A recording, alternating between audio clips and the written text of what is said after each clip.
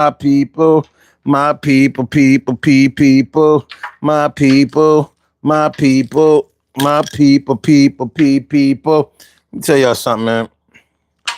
I done messed up my rotator cuff today, and I'm not a happy camper. Like the amount of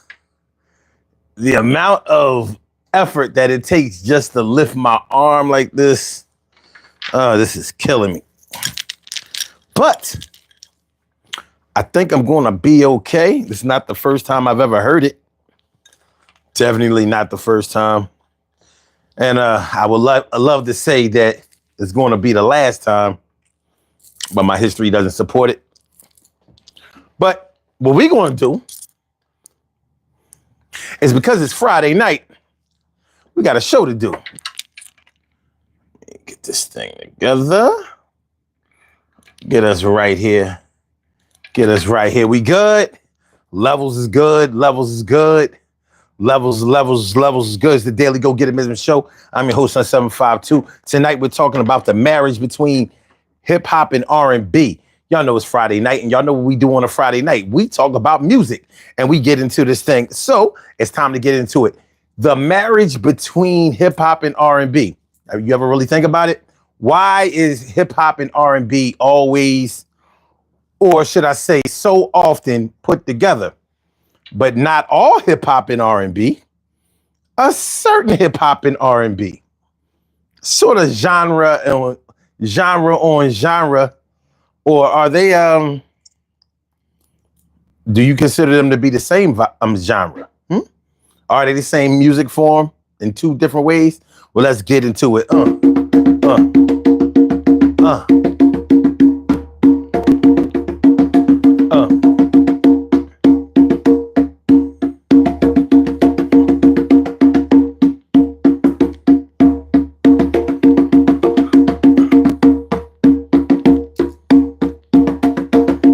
Yeah. 1 o'clock, baby.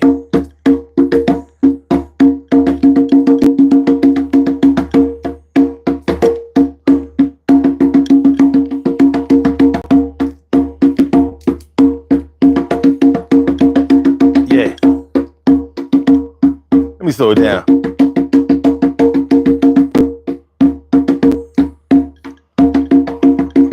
Yeah.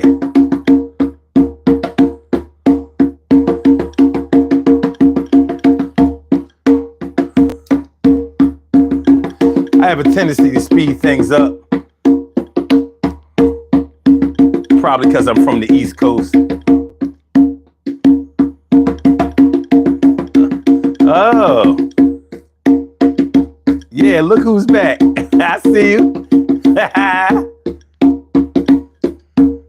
Well, we did tell you to come back. And believe it or not, I'm glad to see you here. Word.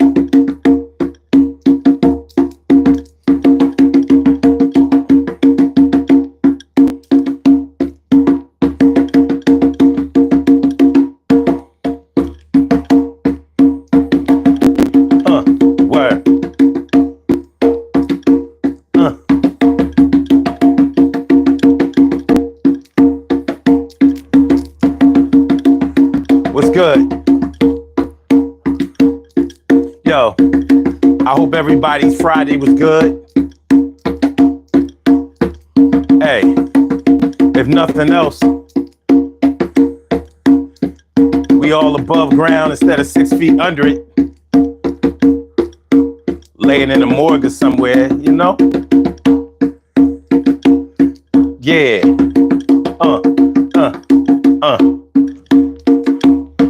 Kala. Word.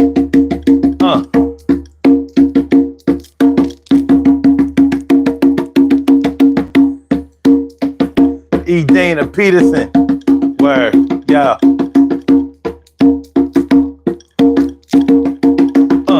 Yeah. Hit that like button, y'all. Hit the like button.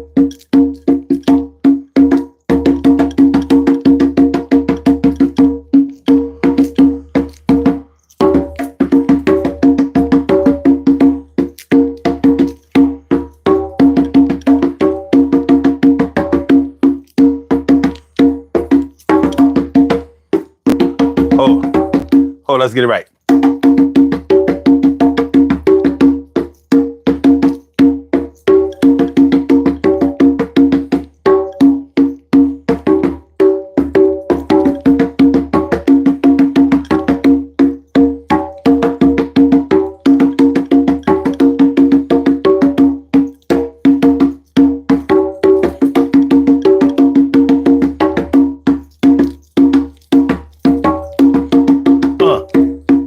Uh,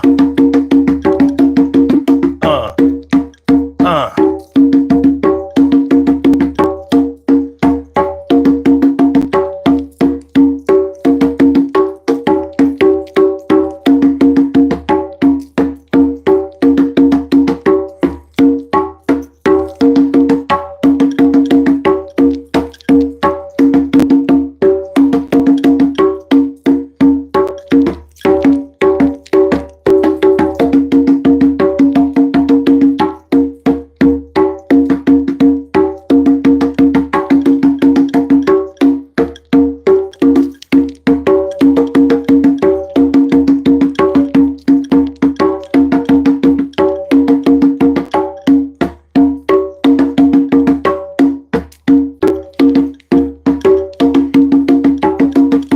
Yeah, yeah.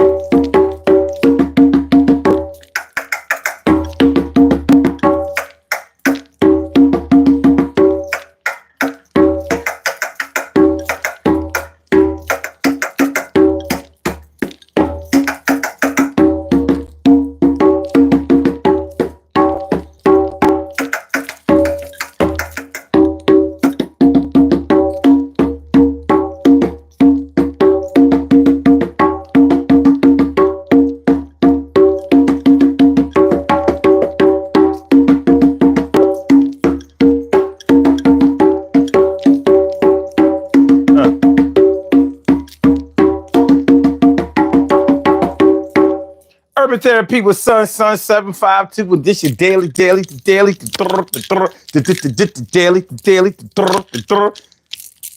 the daily go get 'em. Here's some show. I think it ain't when it is. You think it won't when it whiz. We are here and we are in motion. We do this thing, taking all fast lane, no coasting, and everything is gonna be all right. We talk about the marriage of hip hop and R&B tonight. What do you really know about that? Hey, yo, they been doing that shit from way back. I'm thinking like 40 years ago when I heard, who was that? That was on the Shaka Khan show. Yeah, I think that was Melly Mel. From there, it's been on like popcorn sales. Everything is gonna be all right. We talking about that music shit tonight, and y'all know how we do on Fridays, yo, for the Monday, Tuesday, Wednesday, Thursday. Hey, I'm glad that you're here. We're cruising to the weekend. Shit is right there. But since it's after midnight on the east, we're gonna do this shit. I'm like a beast. All right. Okay. So we're talking about the marriage between rap, or should I say hip hop and R&B? I was about to say rap and R&B, and you can actually say that. But I'm talking about the marriage between hip hop and R&B. Now, it may seem elementary to a lot of people, but when you really think about it, you have to kind of think about it from a business standpoint and what the motivation of putting hip hop and R&B together may have been from the inception. Because we know that R&B has been around a lot longer than hip hop has been around. So in the early days of hip hop, there was no R&B, not blended with hip hop.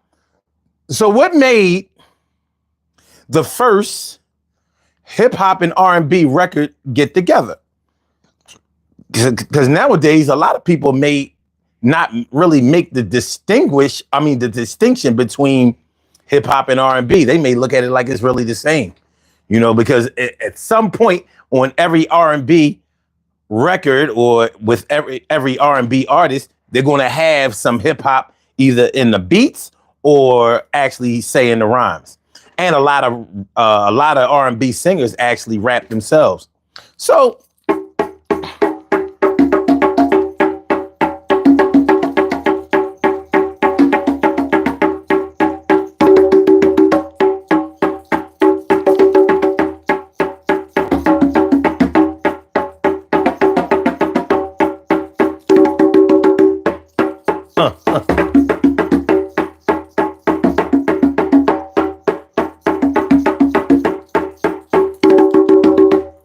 all right, let's get it popping, y'all. Oh my gosh, this damn rotator cuff is killing me. It's killing me, man. It's killing me. It's killing me. I'm gonna have to drag things along. I feel like a hyena. I feel like a hyena that has a broken leg and there's a bunch of lions around. They gonna feast on me. I better stay safe tonight. What's up? What's good? What's good? Brandon Elwood, what's good? What's good? Mads Man says, interesting topic. I've never really thought about it. Oh, we're going to get real deep into it tonight. We're going to get real deep into it because, yeah, it's something that you don't really think about, but when you really think about it, what other music form has saddled itself up to another genre of music and insisted that it go together? As if the fans, now you might be able to say like, well, what about jazz fans and blues fans? Don't they kind of go together? Maybe or no. Because there is a difference between a jazz singer and a blues singer. You know? And I don't remember another genre of music like rock music. I don't know of rock music to expose their fans to a different genre. Like I've never seen rock music fans insist that funk music be on the same bills on the concerts and stuff like that. Or like, look, we have to have Earth, Wind and Fire on a Led Zeppelin record. Like, no, we don't. No, we don't. It's never been done to my knowledge. Now, y'all might be able to educate me on some stuff, but I don't know of any other genre of music that saddled itself up to another music form and called itself like hip hop and R&B. I've never heard like rock and funk or classical and folk. Oh, yeah, because classical music and folk music have a lot of the same. No, I've never seen it done. Not even rock music and folk music, even though there was a time like in the 60s and early 70s where folk music was really, really getting it. And rock music was doing their numbers, too. Like soft rock could be sometimes blended with like folk music. But I haven't seen it marry itself to another form of music the way hip hop seems to have married itself to R&B. And I'm not so sure that hip hop voluntarily did it. But we're going to take a look at it. Get a toothpick. Gotta get a toothpick. I got one. All right, bet. That's what's up. All right, so we came here to get started. The cold act ill or get retarded. Okay. Kim says, I've seen it. It's been done, but not consistently to the point where it almost created a new genre. Exactly. Yes, even rock music and hip hop music have done a lot. You see what Limp Bizkit did. You see what Linkin Park did. But that didn't create a whole different genre of music. Like, I don't think rock either punk rock, metal or whatever. They're not like, oh no, we gotta have Jay-Z on our tour. We just gotta have Jay-Z on our tour. We gotta have Lil Jeezy. I need it in our contract. We can't have this. We can't just have rock music. No. But you will be hard pressed to find an R&B tour, modern R&B, up to date R&B that does not have some type of hip hop in it, whether it's in the music or whether they're on the songs, doing features, collaborations, or right there on at the concerts on the bill. So let's get into it and get involved. These puzzle pieces right now, we gonna solve, y'all. All right, I need y'all to hit that like button. Please don't be stingy with the like button. We're gonna have a good time tonight. We really are. This is gonna be a good conversation. On the surface, this may seem elementary, but y'all know how we do. Y'all know how we do. We don't swim on the surface. You know what I mean? We go down in the water where we got to hold our breath for a little bit. We go down in the water where we got to hold our breath a little bit. So, Mazman, you asked, what does the sun behind you symbolize? Well, my name is Sun752, so that's a sun, and you know, huh? All right, so Kim's Whims is in the house. What's going on, Kimmy? How you feeling? Brandon Elwood says, okay, Brandon Elwood says rap rock took off for a bit, but not to that level. Exactly.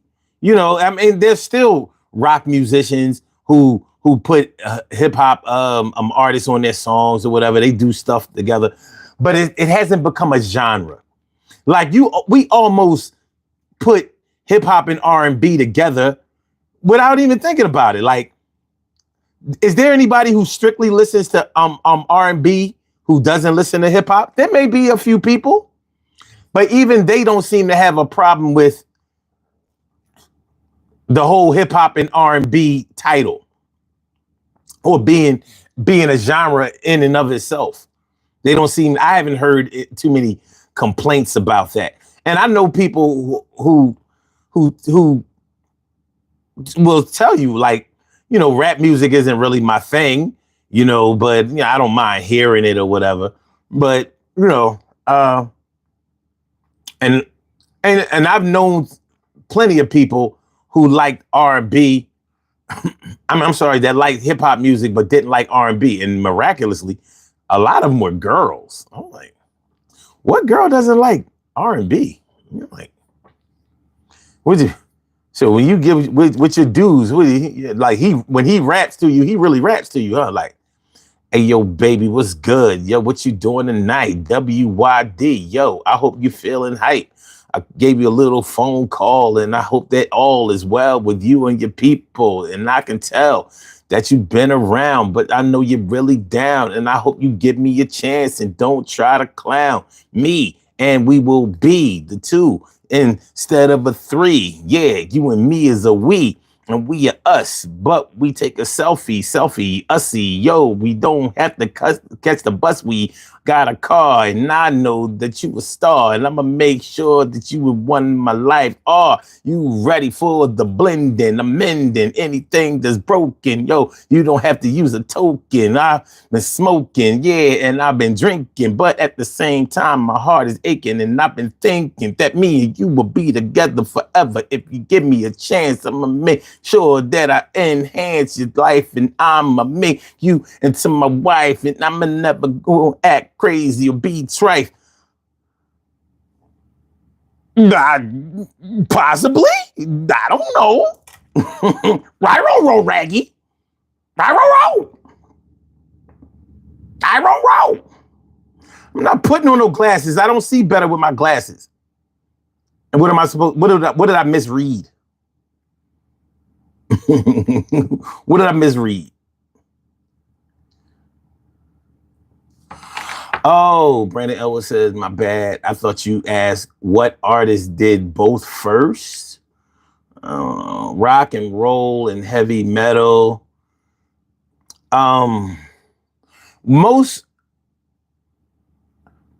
Very rarely do people use the term rock and roll. They just say rock.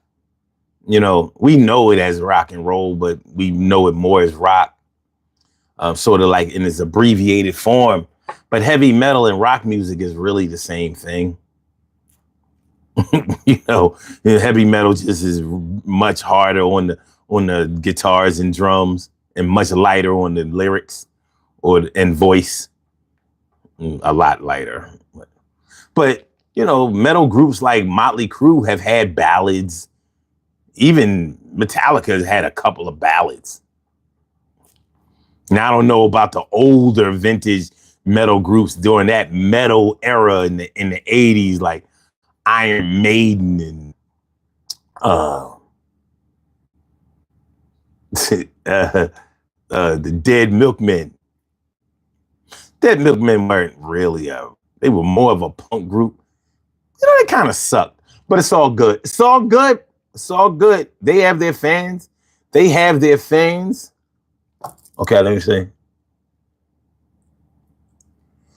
Pimp says, but we can't give credit to the labels for that. They found a way to monetize it, but we the people created it. Did we? Did we? When Melly Mel did the rhyme on Shaka Khan's record, which is pretty much the first time I've ever seen heard a rap done on a R&B record. Kinda. Gotta think about that. You have a call from. All right. Hold on for a second, Kim. Let me just finish reading the rest of these comments and then we will be ready. Ready. Okay. Okay. Oh, we pretty much done. What up, VP says, are you on TRT? I don't know what that is. I don't know what that is. That might be something good. It might be something bad. It might be something crazy. You might be trolling. I don't know. I got nothing. What up, Kim? What's good? How you feeling tonight? I'm tired. I'm tired. What I'm feeling. What about yourself? Feeling like a real man should. Everything good. Good. I'm good. Where's our other judge? Yeah, I mean, you know how he been doing. You know what I'm saying? He ain't been on time. Listening and then coming in. You know that's what he been doing. Mm-hmm. You know what I mean? It ain't like he ain't been here. He probably in the background or something, you know, waiting for his chance to jump in the double Dutch rope. But it's all good. It's all good. Well, I want to talk about this topic because once you said it, I was really thinking about it. And I'm like, I think this whole thing, first of all, we can't give all the credit to the record labels. They're just greedy crumb snatchers. They found a way to monetize something that has always existed. The sound itself is not new, and I think it's deeper. It's deeply rooted into our heritage and our culture. That's my take on it. That's what I've always felt like. He heard you. He heard you. You have a call from. Why'd you have to make a record about me? The ROXANE.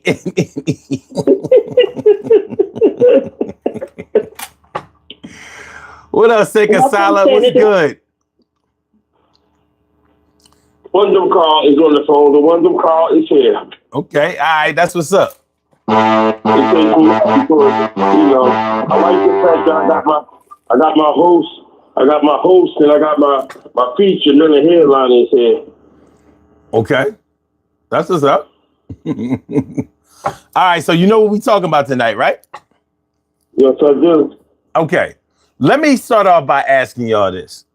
Wait a minute, Kim, I ain't mean to get you cut off. Were you finished saying what you? Oh, you can finish saying what you was talking about. Yeah, I wasn't finished, but if you wanna. No. Go ahead, and then I can go ahead and rock out. Go ahead.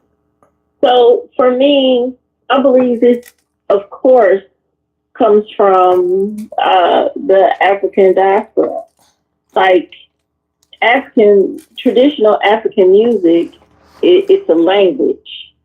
And so I think that carried over with different instruments like the djembe. We know R&B is just an offset of funk and soul. And we know all that is just an offset from gospel and spiritual and hollers that come from the diaspora. So it only makes sense that hip hop is the rhythm that goes with that tradition. like the beat of the drum, that's hip hop. That's where that comes from. A lot of that started off with sampling from that. Even when they start mixing music together in the Bronx back in the early 70s, that I think is that mesh when it came to be scratching and putting all the sounds together. It started there. And we've always had that. We've always had that. Like hip hop started off as the MC call and the crowd answer and the scratch from the DJ, and then a rapper replies. So that was the start of hip hop, but it's always been. And then when you add a layer of storytelling to it, and because that's what R&B is, telling the story, those two have always been together. They've always been married together. But we make it work. The labels just saw that we loved it and found a way to make money off of it. So we can't give them credit. They didn't do anything. It's always been there because that's us. I mean, I know people feel like, oh, yeah, I was trying to take credit. We can't take credit for nothing that always is just us. It comes from us. That's the reality. We have always owned music. We have always owned sound. We have always owned beat. We have always owned rhythm. So because of that, that is a part of us naturally. So I don't think it's that the labels did anything but just found a way to be greedy. Well, the reality is this has always been a part of our history, our heritage, our culture. It goes so much further back than DJ Hurt. It goes so much further back than Aretha Franklin, so much further than Jimi Hendrix and James Brown and Cab Calloway. This is our history. This is our culture. So both of those sounds, they just didn't have a name for them. And somebody put a name to them. And once they put a name to it, then it made it like, oh, this is what it is. And now we can turn it into a genre, but it's always been. Okay, so let me make sure I understand what you're talking about. You saying that we the people created hip hop and the people created R&B, and I don't dispute that. But did they create the marriage between hip hop and R&B? I think so. I don't know, but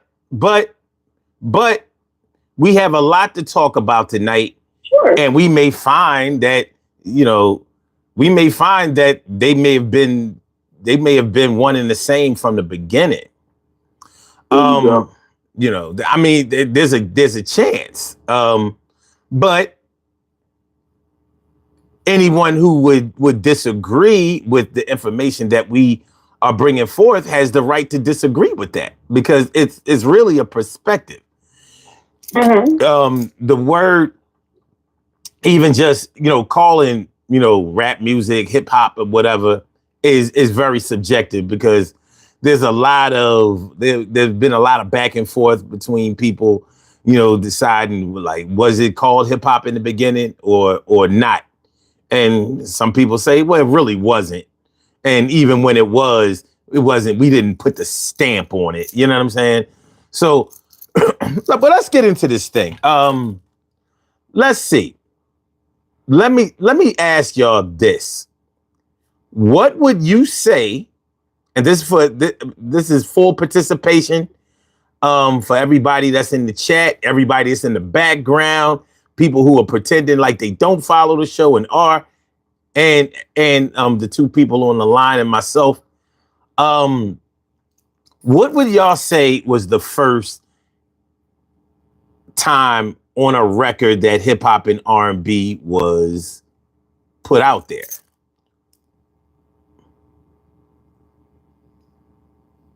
You go ahead, Towns. I'm thinking now, because that one right there is I have to dust off my brain to find it. Okay. So I'm really thinking, like, you want to say Sugar Hill Gang, but that can't be it. It could be. Well, I mean, it could be. But you also could go along with James Brown, because even though it wasn't a term of hip hop, he was rapping in his songs. I don't even think it's before. I think it's before then. I think it Right, goes so further you back. can also go to the Platters. There No, were I think it's before there further was back hip than hop. that. Before there was hip hop, there was bebop. So both of them was one and the same. But at that time, it was a form of R&B.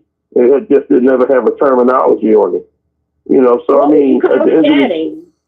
What would you call scatting scatting? scatting, I think scatting is a form of jazz.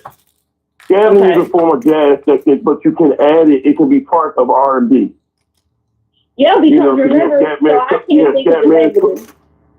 Go ahead. Yeah, Scatman Crothers. Yeah, Scatman Crothers. They used to do good with it, along with Ella Fitzgerald. You know, even Sarah Vaughan used to do something with it. So I mean, you know, you had several artists. You know, Pearl Bailey did some scatting. I mean, a lot of artists did that.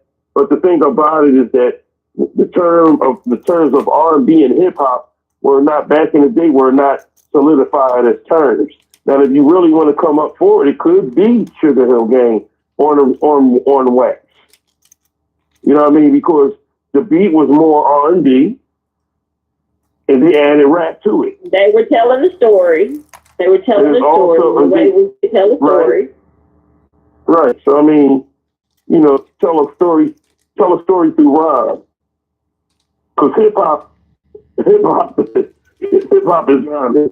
I don't care what nobody say, how you want to put it. If words don't rhyme, you're not rapping. You know, so, but when you add R&B to it, that was one of the beginning stages of it. All right. You know, I think that's our beginning stages of it. When the terms came up, and if you already had R&B out, and then rap came out, that was it. Okay. For me, I'm only gonna start at where hip hop was a solidified music form separate from other forms of music. So, you know, we can talk a lot about the influence of hip hop, but unless you was actually grabbing the mic or you know, cutting or mixing on turntables, you wasn't doing hip hop. You know what I mean? Of course, all music forms have influenced hip hop, but you know, I'm not going to say that bebop was hip hop because it wasn't. You know what I mean? Bebop was bebop. That's why it was called bebop. You know what I mean? So for me, wasn't bebop a form of rapping? Okay, so are we doing? See, bebop was a music genre, and hip hop is what we know as a culture. So that's why I can't attach myself to hip hop. I mean, bebop. I don't know any bebop artists or, you know what I mean, like stars or whatever. I'm not well versed in bebop, but I'm very well versed in hip hop. So, like I said, I'm not going to do what the influences were unless they attach themselves to this culture. So, like, if you say like James Brown or whoever was rapping on records, whatever, they were rapping, but they weren't doing hip hop. That's not what they were doing. And if they were, then why, since they were alive when hip hop was a solidified music genre, why didn't they come and claim it? Like, yo, I'm the king of hip hop. I'm the godfather. I got this thing started. Why didn't they attach themselves to it? So my thing is, if you didn't attach yourself to it, then it ain't you. You know what I mean? It ain't you. You were an influence, but all music has been influenced by something else before it, but doesn't make that what it is. Then, I mean, because if we did it like that, then nothing would be new. So, all right. So I'm gonna say it like this. Hip hop and R&B have always been flirting around with each other. They've probably been dating because there wasn't a such thing as a hip hop beat. We were rhyming over disco beats. We were rhyming over R&B beats. You know, we were rhyming over sped up soul rhythms. Think about it. When the Sugar Hill Gang came out, they were rhyming over what? They were rapping over old Aretha, Parliament. No, I'm talking about their first record, Rapper's Delight. It was over La Freak. Yeah, it was. It was over La Freak by Chic.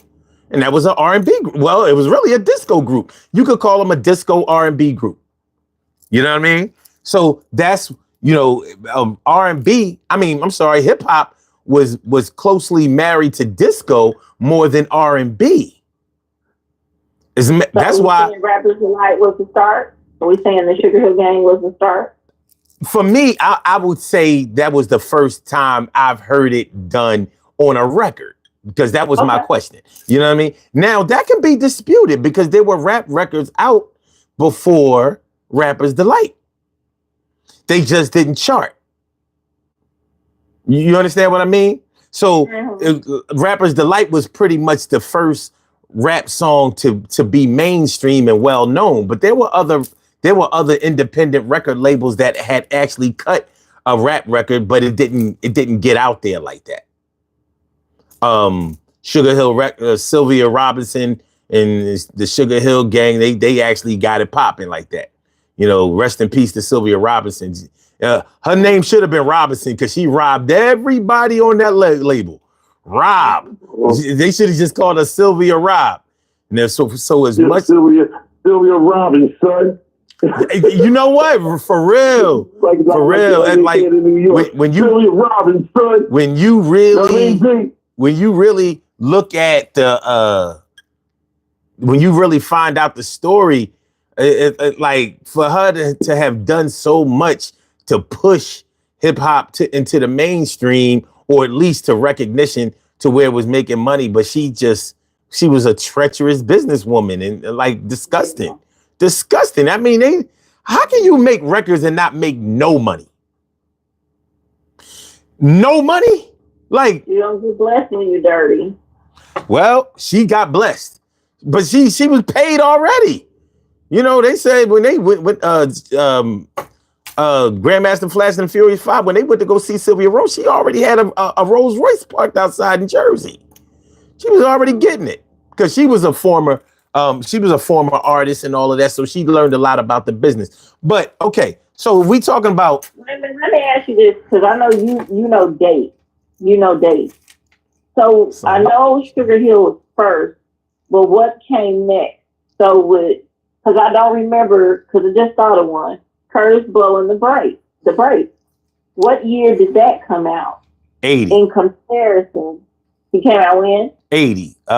Sugar Hill Gang came out in 79. The summer of 80. The Break was 80. Yeah, because he said the summer of 80. Yeah, if you remember on his first record, he said, don't you give me all that jive about things you done before I was alive, because this ain't 1923, ain't even 1970. Now, I'm the man called Curtis Blow, and Christmas is one thing you know what I mean? So he was already, it was freshly 1980 when he came out. But then where was I Feel For You? Remember Shaka Khan did the one with Nelly Mel. That wasn't until 1985. That wasn't until 85. That wasn't until like 83, 84. 85. With the movie Break. 85. It came out in 85. Yeah, it was 85. Okay. So that's what I was just trying to distinguish when the years were. So that would mean Sugar Hill would be first. And then I would think The Break, and then Shaka Khan. So, okay. No. Hold on. We have a dispute. We have a dispute. We have a dispute about what may have been next. That was that, depending on how you look at it, this may have been the first clear-cut blending of rap and R&B. Okay. The Double Dutch Bus. Oh, yes! That's my cousin's favorite song to this day. Now, was Double Dutch Bus a rap record, or was it an R&B record? It was both, because it told a story. I think the Double Dutch Bus might have been the first clear collaboration of hip hop and R&B. What year was that? 81. Okay, so it's still not too far off. Yeah, well, I'm just saying it was a while before we got to I Well, no, feel for I you. mean from the singing However, game. however, however, however, here's the thing. Rappers like the Crash Crew, Treacherous 3, and definitely Grandmaster Furious 5, they were singing on records. And that's RP. That's the storytelling part. You understand what I'm saying? They were But singing, and they wasn't lips. They were singing. Like Yeah. so rappers had a respect for R&B from the beginning. I don't know what happened later on when rappers started trying to separate themselves from R&B. Like, no, rap is hip hop is hip hop and R&B is R&B. And if you are singing, then you're not doing hip. No, you can't say that. You can't say that. Okay. There are clear records with Grandmaster Flash and them straight up singing. They have always walked and holding hands together. They've always walked and swung their hands together, walking down the street. They have always done it. Those two have always been a couple. There's just no way around it. We are willing. Yeah, I mean, but they would, so a lot of times in their routines, they would rap and sing. So, yeah. And technically,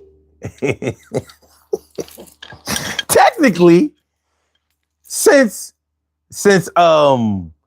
UTFO was out before I Feel For You, they were definitely singing before the album came out. Because I always thought their first record was Roxanne, and it wasn't. Their first record, but if you take Roxanne, who was singing the chorus? Full Force, and they produced the record. You know what I mean? But their first record was actually Beats and Rhymes, and Roxanne was on the flip side. That was on the B side. Beats and Rhymes was supposed to have come out first, and that was supposed to be the breakout song. But Roxanne caught fire, and that's what it was.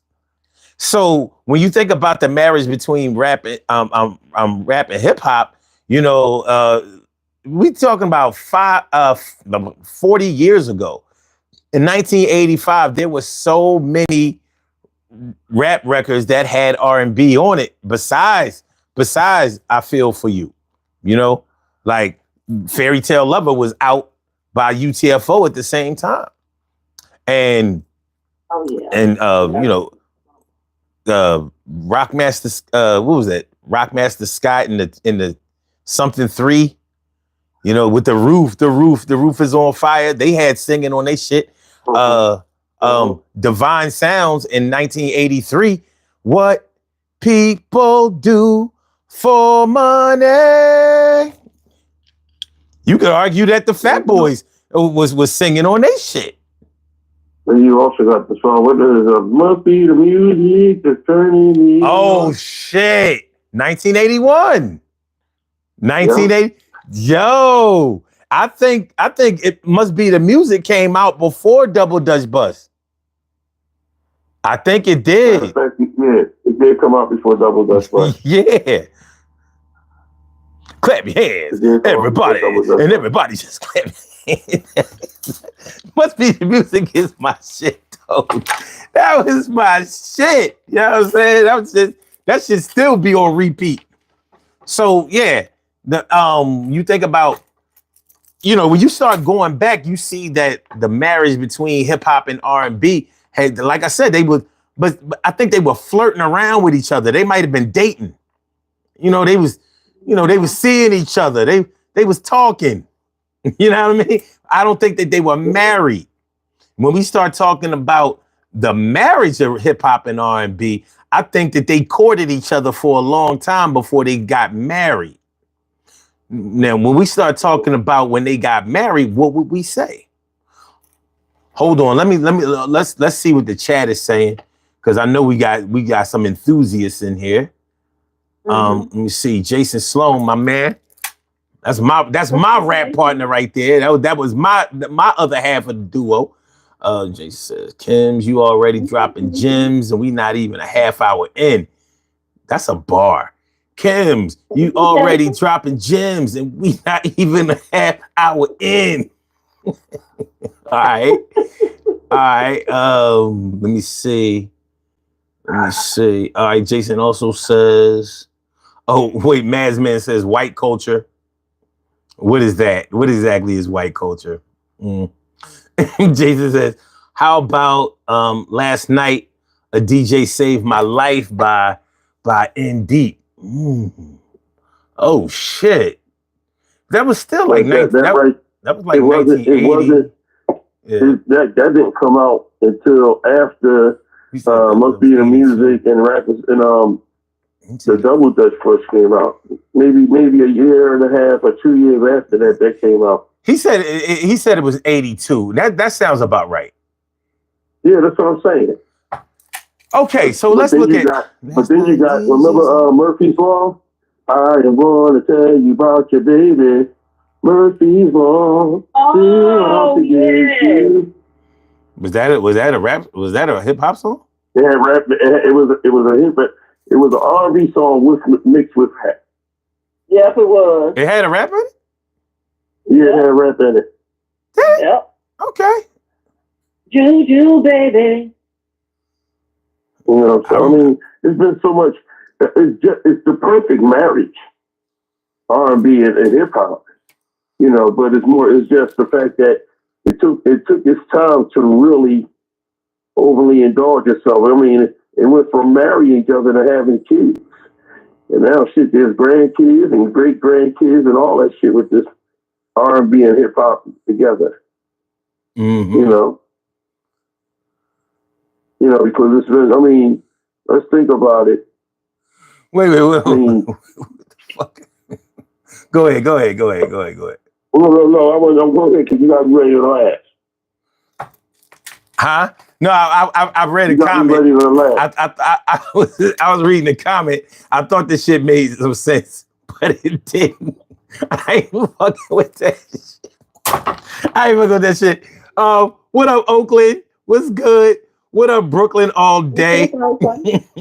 Brooklyn all day said. Brooklyn and Oakland. Brooklyn said that shit was garbage. I wondered what song he was talking about. What up, Daniel Morris? What's good? He said Jesus loves you. He loves you too. You know what I mean? Jesus be spreading the love from what I know, but not disease. That's good. Secret weapon must be the music.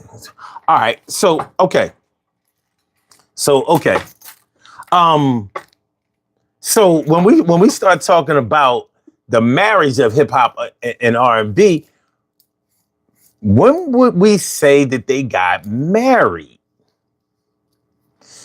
Because I'm thinking that they didn't get married maybe until the 90s, but I could be wrong because they may have. I think he might have proposed in the late 80s. They were proposing it. They were dating in the early 80s. Then they proposed to each other, you know, around whenever whenever LL came out, he solidified rap and R&B. That I Need Love shit really solidified it. Nah, that was 87. No, hear me out, son. Hear me out. Because you got that. Then Whistle came out, and Whistle was rapping, and then they had an R&B song. They had a singing song. UTFO came out, and then they had a singing song. Every damn rap group was making love songs. Behind LL, I Need Love. No, because UTFO and Whistle came out before LL came out with I Need Love. And I told you before that I Need Love was not his first love rap. It wasn't even his second one. You talking about UTFOs? No, LL's. I Need Love was not his first love rap. Oh yeah, well that's the one that was marketable and that went to the top of the charts. Yeah, it went to You the. It know. went to the. It was definitely mainstream, but Right. like I said, UTFO and Whistle came out before him. That I Need Love didn't come out until the summer of '87. Whistle, You started with the UTFO. summer of You 87. yes, '87. You know what I mean? We had a bunch of hip hop and R&B songs by then. You know, because the Bigger and Deffer album dropped in the spring of '87. I'll never forget it. My girl Shonda Blake, she bought me that album. I was like, what? He got me the new LL. You know, getting an album back then was like, that was the greatest gift you could have gave somebody. Like, yo, this shit was I crazy. think the marriage ceremony was the early 90s. Okay, now. I think the ceremony is the early 90s, and I think the officiant would be Mary J. Blige, because she was the blend of the genre all by herself. Okay. Especially with What's the 411. Okay. Now we probably have to decide or define exactly what the marriage meant. Now, for me, the marriage is when you started to always see one with the other, not just on the records, but in person. And in the 80s, particularly in the late 80s, I would say, man, really from, you know what? Actually, I got to go earlier than the late 80s because we can't rule out New Edition. New Edition wasn't on tours with other R&B stars. They was on tours with rappers. They were. The first tour that New Edition was on was with Curtis Blow. And Curtis Blow ain't like him. What year was that? But it came out in 82. You know what I mean? Wait. Late 82, early 83. New Edition came out. So But what was the tour? What year was the tour? I don't know what year the tour was, but I know they was on it and Curtis Blow didn't like it. He was like, yeah, he ain't want them on the tour. You know what I mean? Maybe because they was young, whatever the case was, he wasn't with it. So I interviewed with him. He was saying like, I wasn't with that shit. You know what I'm saying? But so, and if you look at like when Al B. Shore was out and all of that, they was rappers on their tour. You know what I mean? With the Any Heartbreak album, That was 84, the Fresh Fest tour. The Fresh Fest tour. That sounds about right. That sounds about right. So yeah, he ain't want them on the tour. That came out in the early 90s. That was before the Fresh Fest tour.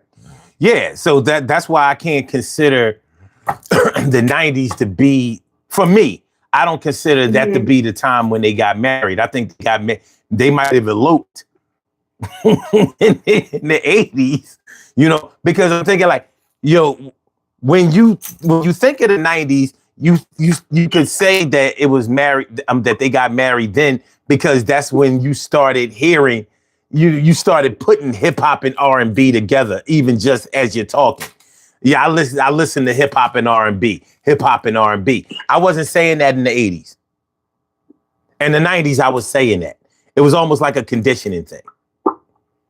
But it doesn't necessarily mean that they weren't married in the 80s. I just may not have been aware of their nuptials. Well, the Fresh Fest was the first major concert or tour with the pairing of hip hop and R&B.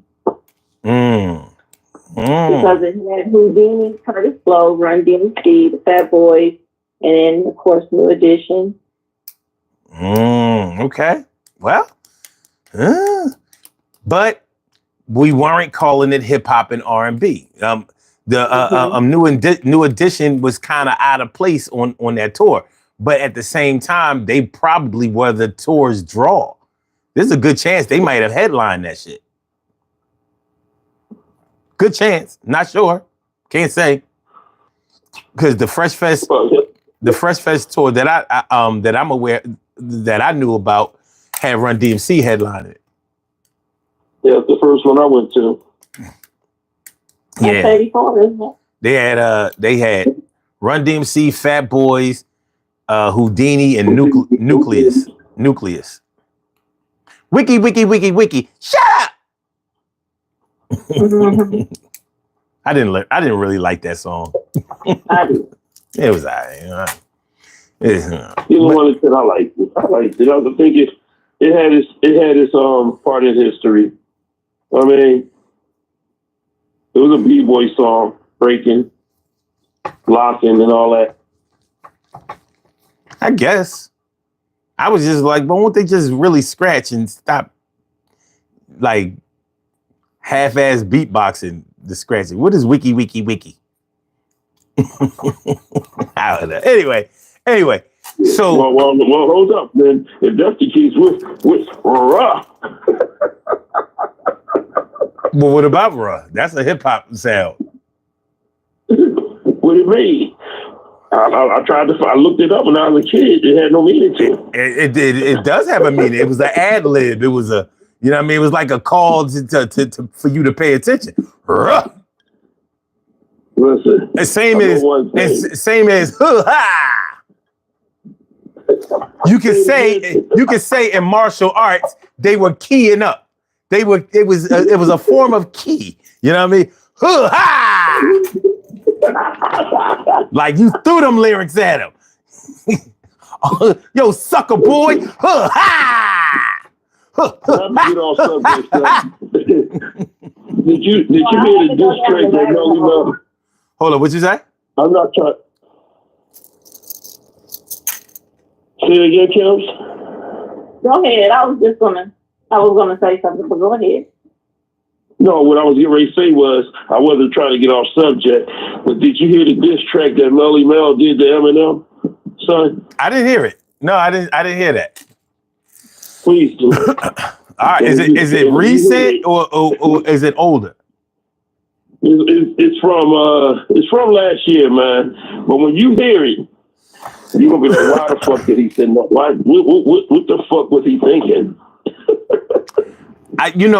Melly Mel is a really, really great rapper, but everybody has their time. I remember one time I was riding back from North Jersey, and Melly Mel was on Hot 97. It might have been 97 Kiss at the time, but he did this freestyle on the radio. And when I tell you this shit was the hottest, I was like, God damn. And the crazy part about it was he was obviously an old school rapper. It was not updated, to no current style, because this had to be like 94. Matter of fact, it had to be either late 93 or early 94. And he approached the mic and slayed it so hard, and he did it live. I was like, this old school motherfucker killed that shit.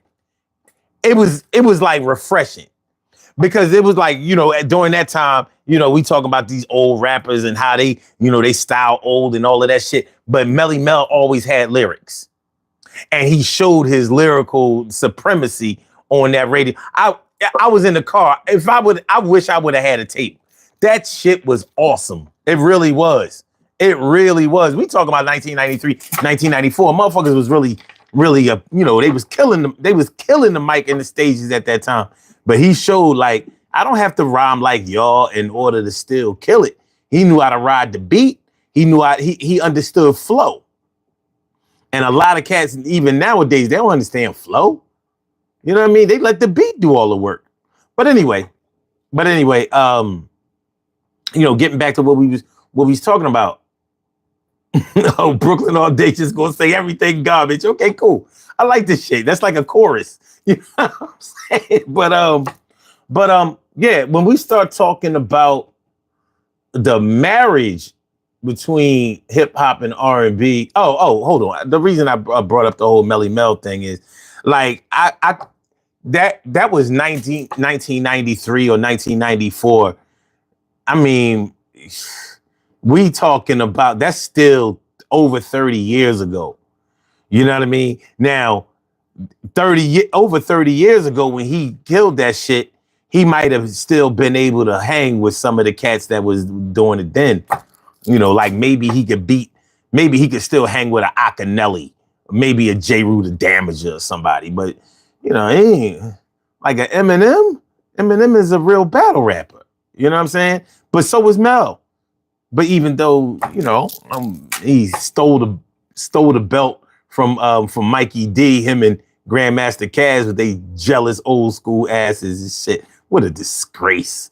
You know what I mean? He stole the belt from him. Like we said you lost, but the judges said I won. We taking the belt. And they did. But anyway, that was at the New Music Seminar, World Supremacy rap battle. But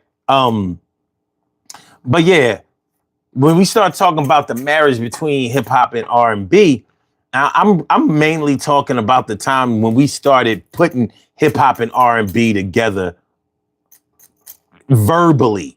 You know what I'm saying? Like when we think about one, we think about the other. You know, some people may have never made that transition to piece the two together. And I understand that, you know. I do believe that you can like one and not the other, or favor one and not the other. But in the 90s, they started putting hip hop and R&B together so much. And I think that they did it in a way that it started to make more sense. You know, I think like when you look at I Feel For You by Shaka Khan and Melly Mel. Melly Mel was clearly a guest on that song. I think in the 90s, when you look at like when you start looking at like how Grand Poobah did the song with Mary J. Blige on 411, he didn't sound like he was a guest. He sounded more like that was his song and she was a guest. You know what I'm saying? Like he wrote the rhyme for her. She said it perfectly. You know, she said it like maybe she writes rhymes. So in the 90s, I think for me, I think that's when the marriage started to be more recognizable. You know, maybe they weren't hiding themselves anymore. You know what I mean? You know, like, yeah, you know, we eloped in the 80s, but now, you know, it's all right if we let everybody know. But you know, I welcome opinions to the contrary, because that's not etched in stone. That's a perspective. But what would y'all say? Okay. I'll let you go on that one first, because this is a different kind of topic that I can probably dust off my brain for it.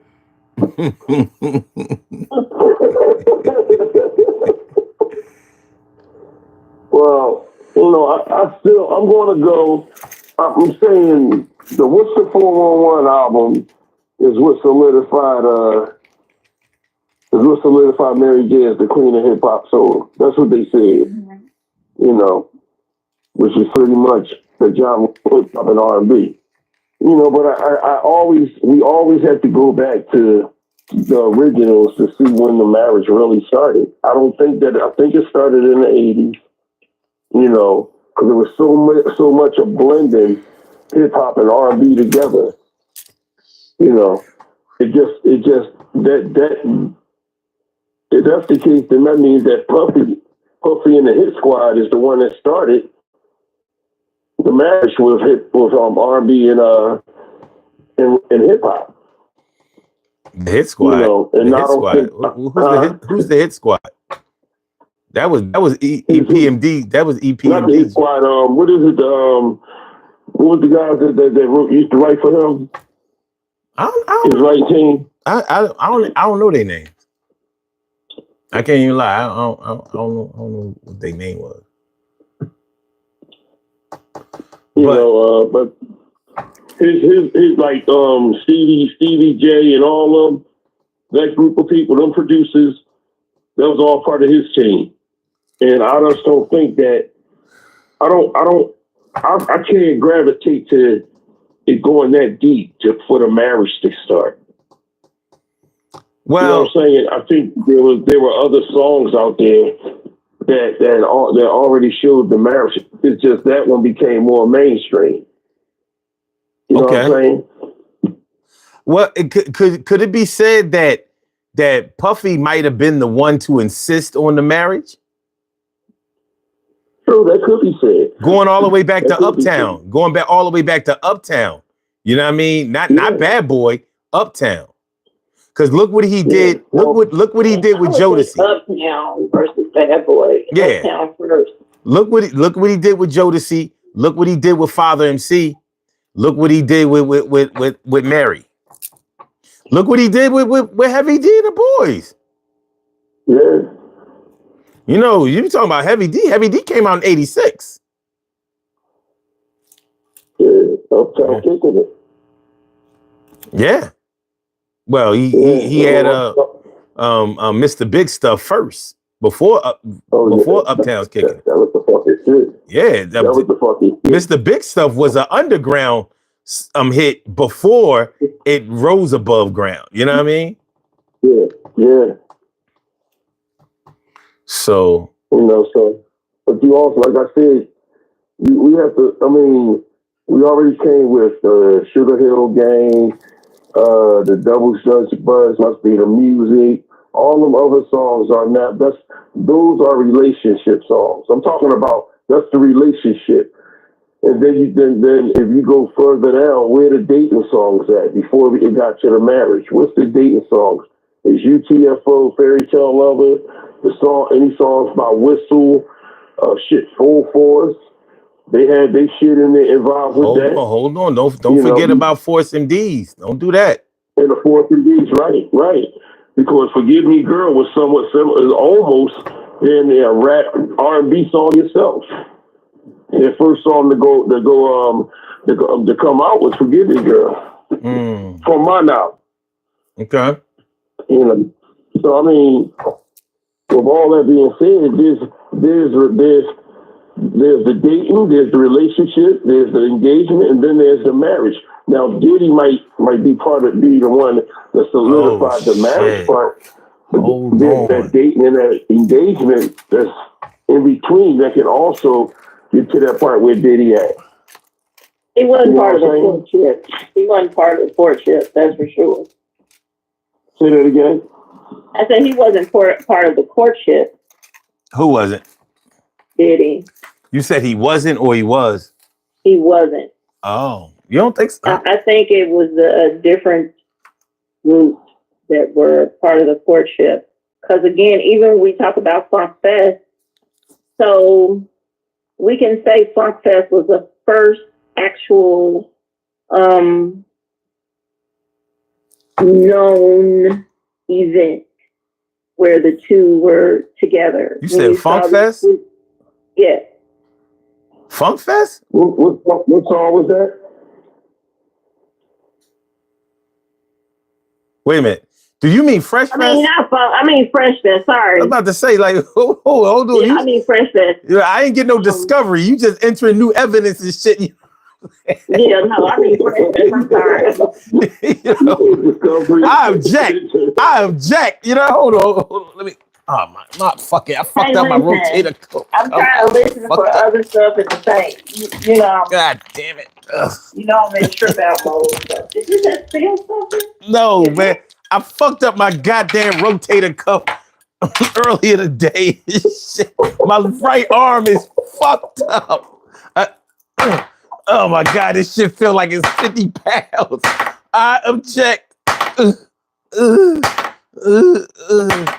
What happened when we was caught in the air a couple of weeks ago? Oh my god, that's my shit.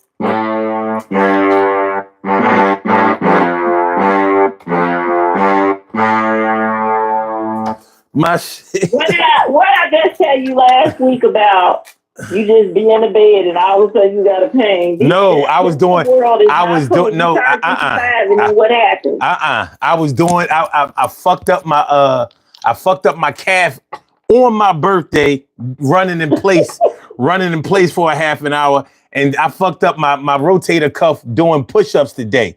Today, I heard this shit go. Like the muscle just like tore. I'm like, oh shit! This ain't the first time it's happened. That shit gonna be. It's gonna take a couple of weeks to fix that shit. And I'm not. It's gonna take longer for me because I won't give it time to heal. Like I think I can. I think I'm all right. I'm gonna do one hand and put. All right. Anyway. Listen. It's funny, but it's not funny because the day after my birthday, all I did was get on the vibration plate for like 5 minutes.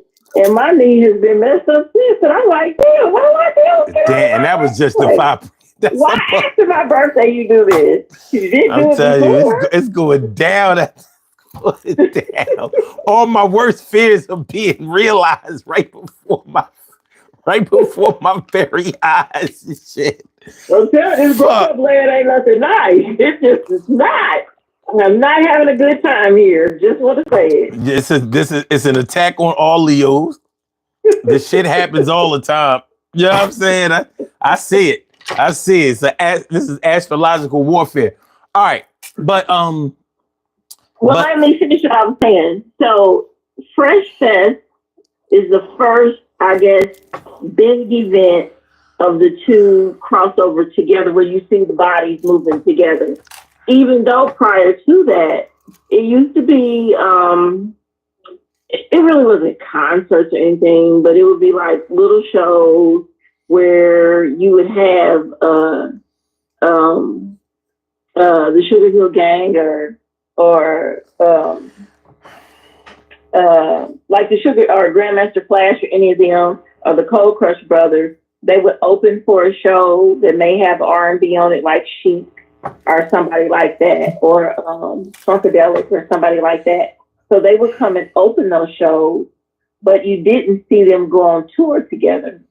However, that still was the pairing right there of the two. So I don't know if you would count it though, because again, the biggest event was Fresh Fest. Like I went down the rabbit hole with that. Because I'm like, which one do we count? Do we count the fact that Sugar Hill Gang and Grandmaster Flash and the Cold Crush Brothers, they did intertwine with R&B artists, but it just wasn't on the big stage. Okay. So, well, Fresh Fest was the big stage. That was the big event for everybody as a whole. It was a big event, but it was. I think the Fresh Fest was the biggest, the first time a big, like a full hip hop tour had come into fruition. Yeah, there was no R&B acts on that Fresh Fest. Well, except for New Edition. Yeah, New Edition was on it. New Edition, right? But they weren't solidified as folk. One act, they might have came maybe 1 year because then they went on their own tour. But still was the first official national tour, and it still was an R&B act on it. Even though it was one and it may have been their first and only time, it still wasn't. They still promoted, including R&B acts as part of the tour. Okay, look at all right, Troy. You gotta think like even when the Fresh Fest was over. And it's crossed over into the Def Jam tour.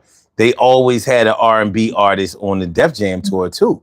So remember in '86 when they had, what was that? The song "Look at All These Rumors Surrounding Me Every Day." They was on. Yeah, they was on. Remember, they was on that tour. You was there. I saw you.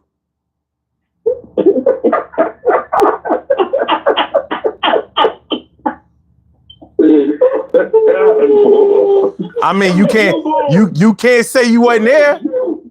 You gonna say you wasn't there? I was there, but didn't never shoot though. I didn't even know they was I doing saw all these you. things, man. I saw you. I had on the puffy Adidas sweatshirt with the Sergio Valentes with the what you call them, the Air. I'm not the Adidas, the Patrick Ewings. Just got Shit, them. I had on a pair of tough skins with Adidas with a Adidas sweatshirt. This motherfucker get on my nerves. Yeah, I mean, he always got to do.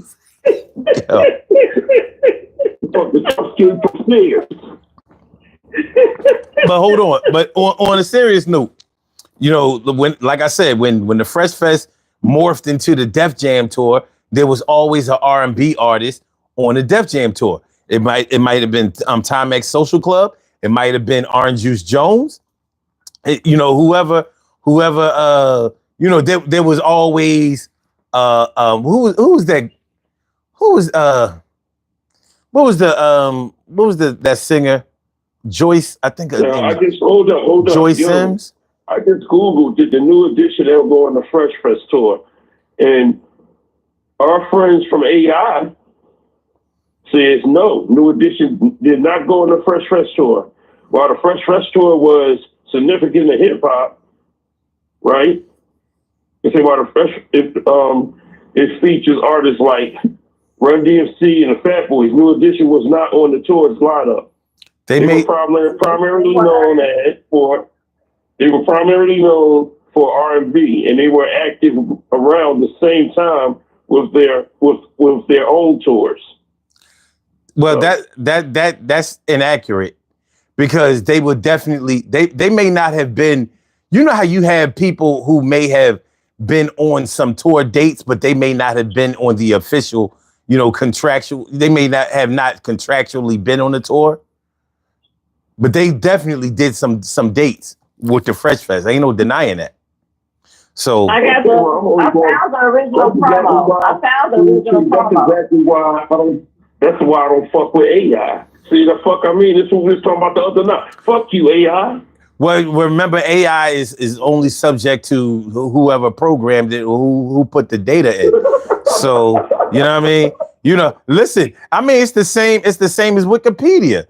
You know, it has some reliability challenges. You know what I'm saying? But I want the original. I have the flyer. Yeah, the flyers are so terrible. My God. She got the original flyer.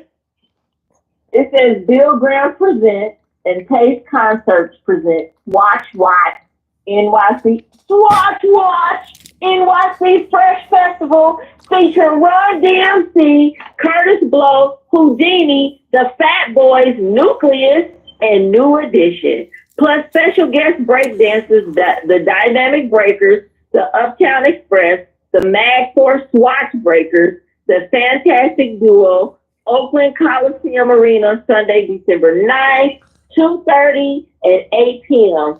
Tickets at Base and Coliseum Outlet. Yeah, now those I recognize every one of those groups, besides New Edition, and of course the breakdancing groups. So like I know when I know that would probably raise Troy's curiosity is that when the Fresh Fest came to Philly, New Edition wasn't on that tour.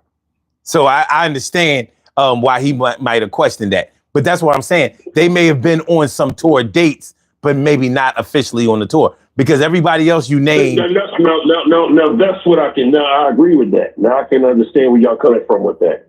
They might have been on some tour dates, but they weren't the original binding group of people that was on the tour. They might have just been, you know, a lot of tours do that. You know, they'll invite other people. They do that. Yeah. Mm-hmm. Yeah. Especially, you know, like a lot of times they'll take a local act and put them on the tour. You know what I'm saying? Like depending on what city or state. Like how one year the Tough Crew was on a Def Jam tour in Philly. they wasn't on the original Def Jam tour. You know what I mean? But they was on that date because they had a hit out. They had a hit, a local hit that was strong, and they thought it would be a good idea if they was on that date because it would have made people come out. It was a good look. It says that New Edition was part of Fresh Fest 2 in '85, so they weren't part of it. Technically, they weren't completely on the very first lineup in '84, but they were completely part of the lineup on Fresh Fest 2 in '85. Okay. Because that's when the promoters began experimenting with putting polished R&B acts alongside hip hop pioneers. But that same tour also brought in Grandmaster Flash and the Furious Five and the Sugar Hill Gang. That's what's up. All right, so I wanted to interject something else since we're talking about when rappers and singers or R&B rappers and hip hop and R&B may have been together on tour or on show dates or whatever. We have to also think about when Sugar Hill Gang and maybe even like a Houdini or whatever, maybe not a Houdini, but there may have been other rappers on like the Budweiser Superfest. Budweiser Superfest had a rapper or two. Yeah. There you go. Now Budweiser Superfest was supposed to be a strictly R&B soul type of thing. You know what I mean?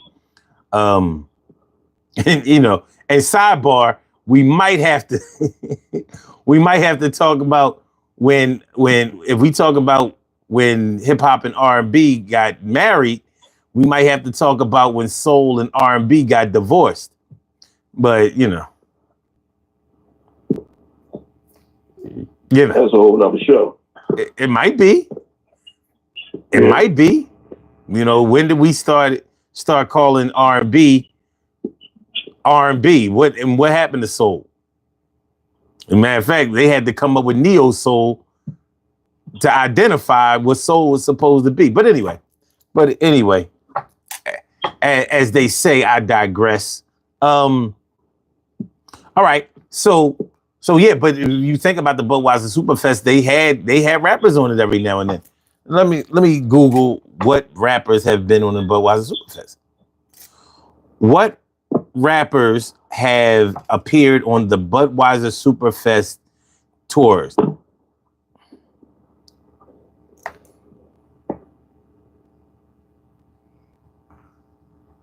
Well, let's see. LL Cool J, MC Hammer, Big Daddy Kane, Bone Thugs and Harmony, Kid Capri, Heavy D and the Boys, Coolio, Warren G, MC Light, Tag Team, Rob Bass, Kool Mo D, Tupac and Digital Underground. How you gonna say Tupac and Digital Underground like that was his group? Motherfuckers kill me with this shit. He was a hype man for Digital Underground. My fucking God, I can't. He was a fucking dancer. All right, anyway, so all right, but Jason says something that definitely needs to be paid attention to. Jason said also, don't forget that in the late 80s and early 90s, Teddy Riley's whole New Jack Swing movement was all about marrying hip hop and R&B. God damn. Ugh. And I hated it. If you really want to think about it, he had Keith Sweat, Heavy D, Today, Mo D, Be Sure, and my man Bobby Brown. I was like, are you? I can't fuck that. I'm sick of your shit already. How much time we got left for this show? All right, anyway. I'm like, is he? You know what I'm saying? But you're right. You're right. I mean, he had all the love. That wasn't even. He said he had Santa Man, Boy George, Redhead, James and Deja, and my homeboy's guy. And you gotta get down. Yep. Yep. I mean. Man, I I hated New Jack Swing. I hated that shit so fucking much. I like New Jack Swing. I like New Jack Swing for R&B. I hated it for rap music. I hated that shit. Shit was ass. Listen. Shit, boy. But hey, listen, I don't determine the rules. When it first came out, that was one of my favorite rap songs, boy. Oh shit! Brooklyn All Day said, "Don't forget about Mantronics, son." Oh shit! Thank you, bro. Damn, man, ain't that some shit? Man, try to take my popular demand on the bandstand. It's the Funky Fresh Crew. God damn. I gotta play that shit before I go to bed tonight, man. Well, when you talk about Mantronics, you talking about the marriage between hip hop and R&B. Mantronics had an album out with the boy Bryce, who was the singer and producer for Groove Theory. He worked with Mantronics first, and that was a whole straight R&B album. So Mantronics did a lot of producing for R&B groups and rap groups. Yeah.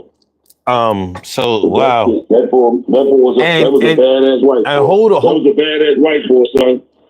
He's not all the way white. Well, I mean, listen. He's like bright. He can go to bed. He might. For real, he ain't white. He like bright. You know what I'm saying? Like he got like bright. He got some. Like he not white. He's like. Hold on. Let me see. What's his He's him. Hold on. What is Mantronic's ethnicity? Based on the information, Curtis Mantronic, the leader of the group Mantronics, was born in Jamaica to a Syrian father and Jamaican mother. Yeah, that's what I'm saying. He was bright. He wasn't white. You know what I mean? I know one thing. He's gonna kill you while eating grilled chicken and some curry goat.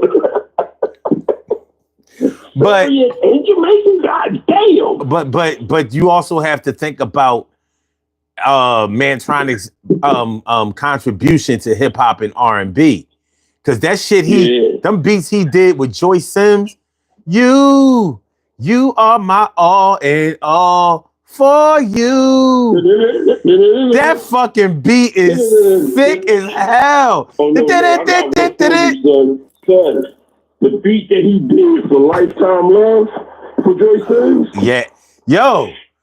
That shit he was doing, let's just say that shit he was doing on Fresh Records was some shit. That shit wasn't that wasn't regular.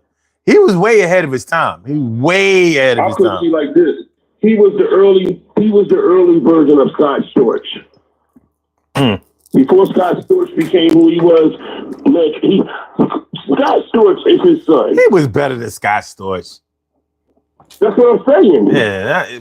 I'm saying Scott Storch was his son, meaning Scott Storch was on that, not on the level, but he followed in that crash of Mantronics. If Lean Back didn't become what it was, would we really be talking about Scott Storch like that? You said Lean Back? Yeah. No, he had more than this Lean Back. But I think Lean Back might have been his biggest hit. That's why, you know what? That's why that AI Google shit works so good. I know he didn't do very good for Sticky Fingers' second album. That shit was ass. But his first album was fire. That shit was real fire. But yeah, you got to factor Mantronics into the, you know what I mean? He might have been like the ring bearer or some shit. I mean, shit, for all I know, he might have been the preacher. At the very least, he was the justice of the peace. He might have been a captain of the ship or something. He had Marion powers. Make sure y'all hit the like button, y'all. Please hit the like button. For those of y'all who are new to the channel, or just came in, we are talking about the marriage. This is the Daily Go Getimism show. I'm your host on 752. We have my peoples, Kim's Wims and Troy Diesel on the line, and we are talking about the marriage between hip hop and R&B. Hey son, your boy Scott Storch was a beast, bro. He had Still Dre, Naughty Girl by Beyonce, Lean Back, Run It by Chris Brown, his first song, The Roots, You Got Me with Erykah Badu, Cry Me a River for Justin Timberlake, Candy Shop for 50 Cent, and Let Me Love You by Mario. Was he better? Was he better than the Neptunes? Was he? Yo, don't move the goalposts, man. No, I'm just saying. Nobody's better than you. Got another one for real. Nobody's better than the Neptunes. There were producers better than the Neptunes, but was Scott Storch? Oh, I ain't saying that. You're not gonna say it. You're not saying what? Then there was producers out the time better than the Neptunes. Oh, there were plenty.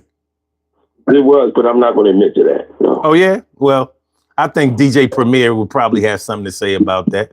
Shit. I would even say Just Blaze. We're not talking about kings. When we talk about if you say nobody's better than the Neptunes. DJ Premier is not on the list, son. He don't go on the list. He's in a quiet area minding his business. Just saying. Just like with the boy from Main Source too. He's in a quiet area. Large Professor? Yeah. Large Professor, quiet area minding his business now. Okay.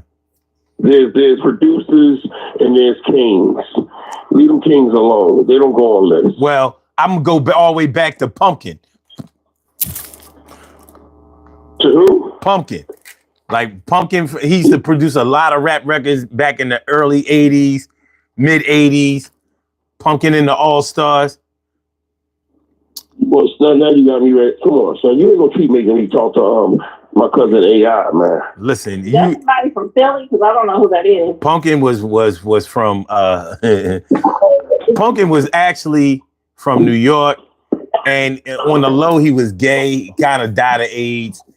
But before all that, you know what I mean? He was a producing ass motherfucker. So all of them cats that was on Profile Records, the early Def Jam days, Pumpkin had a lot to do with them. He was an actual drummer. So you remember Pumpkin in the All-Stars, right? All we need is a drummer to give us that funky beat. So that was Pumpkin who did that record. And you know that beat. To this day, it ain't too many beats to me that was better than that. And I'm not. And I know we try not. We're gonna go back to the marriage, but we forgot somebody very, very special, bro. The 45 King. Oh yeah. And when you throw your glasses on, one of his first songs is with the boy you remind me of when you put your glasses on. Lakim Shabazz, my posse is large. That was my motherfucker. Lakim Shabazz he used to rap his ass off. Talk about unsung heroes. Cats like Lakim Shabazz, cats like YZ. You know what I mean? They like in the tri-state area, you know, they was killing shit, but they a lot nationally, they were well known also, but they never got that, even with that iconic hit. He still didn't get that status. You know what I mean? He didn't reach that height. And it's criminal. That shit criminal. He didn't make that turn. He could never really make that turn and cut. You know. But that we can't describe it, man. Yeah, even with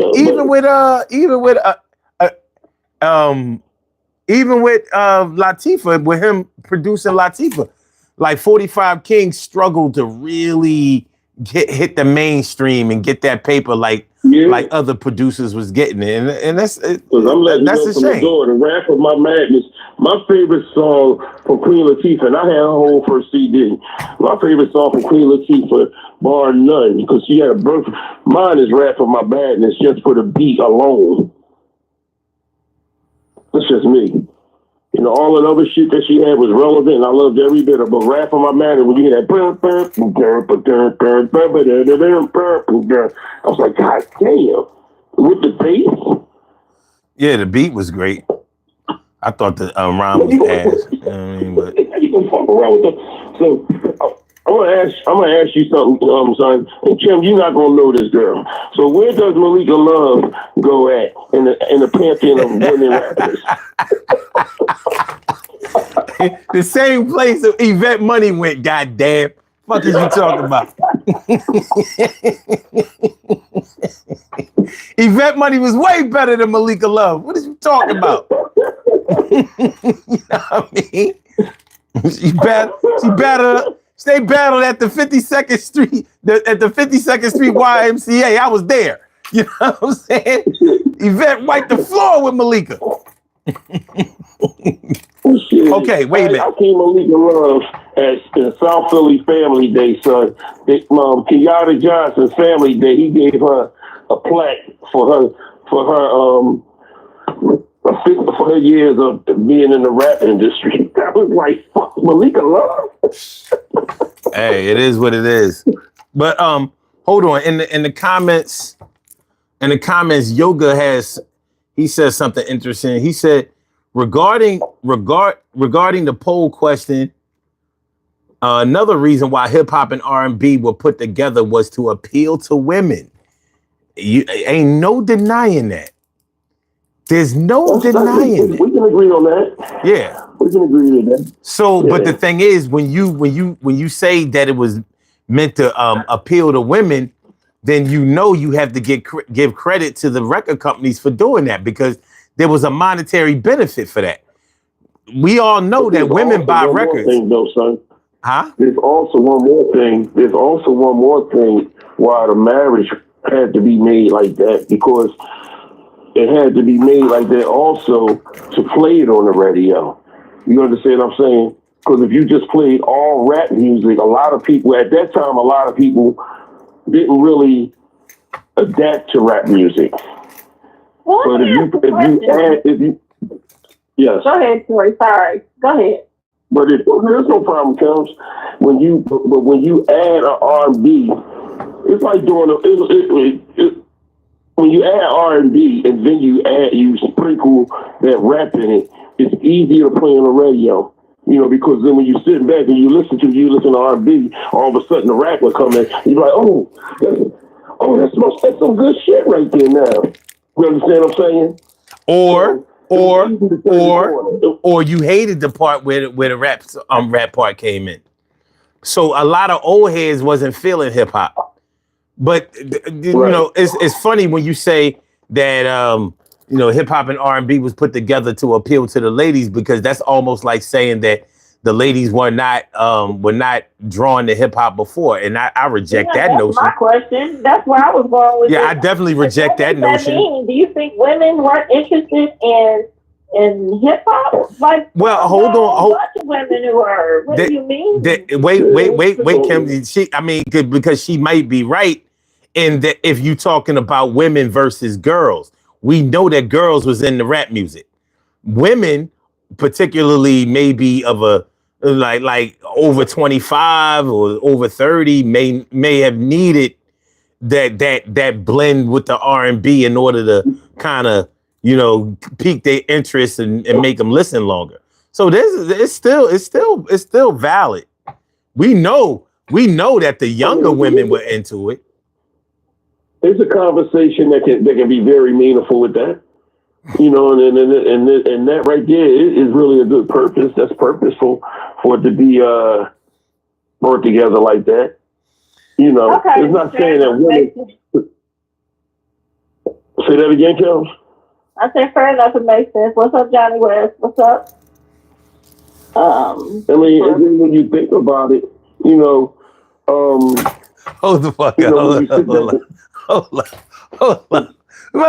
My goddamn man Jason, he said Sunset. He said Sun 752 had, wait, hold on. He said Sun 752 has something against Latifah because she tried to fight us literally. And that motherfucker was there. It was him I was with. Him and his boy. What? Yeah. Picture it, 1991. I'm coming home.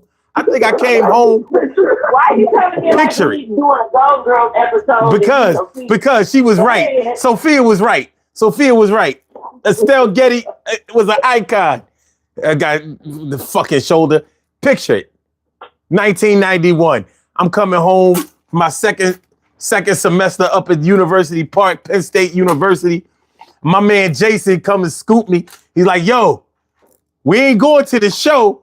We going to the hotel. We met these chicks and they said they invited. I think we must have went down there for the let out or whatever. Jason with his wild ass back then and his boy had just went over for like A5A, Alpha Phi Alpha and shit. He had on his letters, he had on his jacket and shit like that. We met some chicks downtown and they was like, yo, we going to the hotel. Y'all come with us.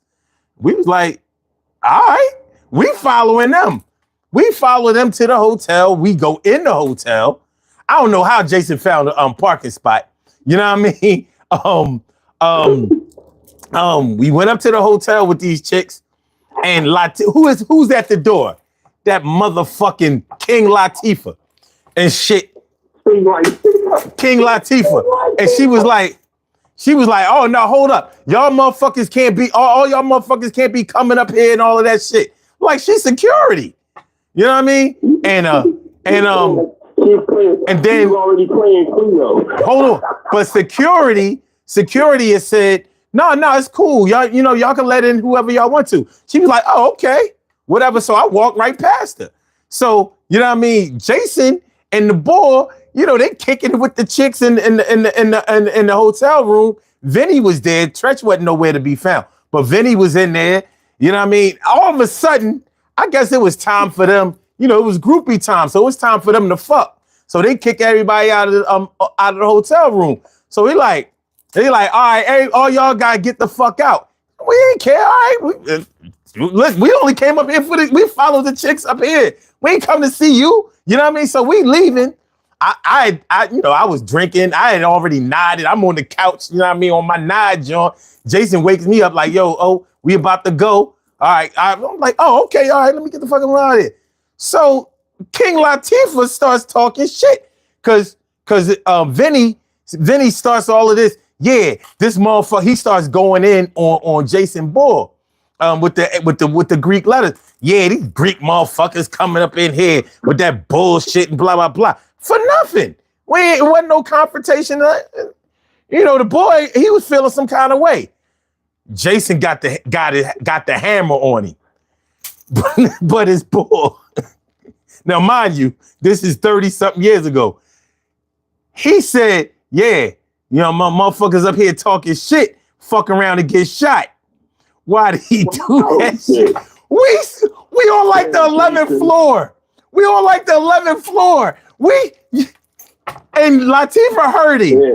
Latifah heard him like, who got a gun? Who's shooting? I said, oh, fuck. Now we got it.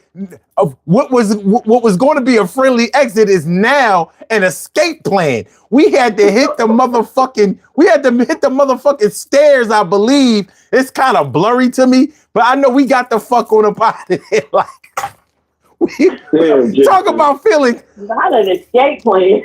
So Latifah says to me as I'm walking past her, like, yeah, and this motherfucker over here, you know what I mean? He be the first one, he talking about shooting somebody.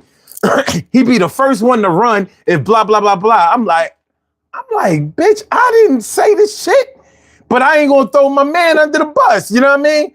But I'm like, from then on, I didn't like ladies first. I ain't like Wrath of My Madness. I ain't like the What's that?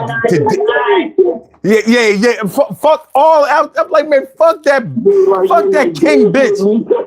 I was like, she ain't cute in person anyway. You know what I'm saying? I knew that shit. Fucking bum ass. You just lucky, son, because she wanted to throw a strap on your ass that night, bro. That's what it was. Well, had she not, had she not got a little ill, you know what I mean? I would have chopped her little man ass down. I'm like, she was still a woman at the time. You know what I'm saying? She still had woman qualities. Little guarding the door. Like y'all gonna let the bitch guard the door? Why you do that, Jason? Cause when his bull said you fuck around and get shot, then he disappeared like pew, like shot. I'm out of here. Latifah the brave one. I guess he left like he wasn't down with OPP. Yo, because he knew he was hitting. First of all, he knew he was wrong. You know what I mean? He knew he was wrong. Security wasn't in the suite. They wasn't in the suite. So, he could have fucked around and got popped, and it would have been all his fault. Because he was going in on the board. The board didn't do nothing to him. But, yeah. So. Good times, man. Good times. Look, man, we had to get the fuck out. I was like, oh, shit. Ready to jump out a fucking window and shit. You can't let him catch you with the burner on him. Like, oh no. He calls a king like Pizza. And look, Jason. You should have seen Jason's face when his boy said, fuck around and get shot. He looking like, oh no.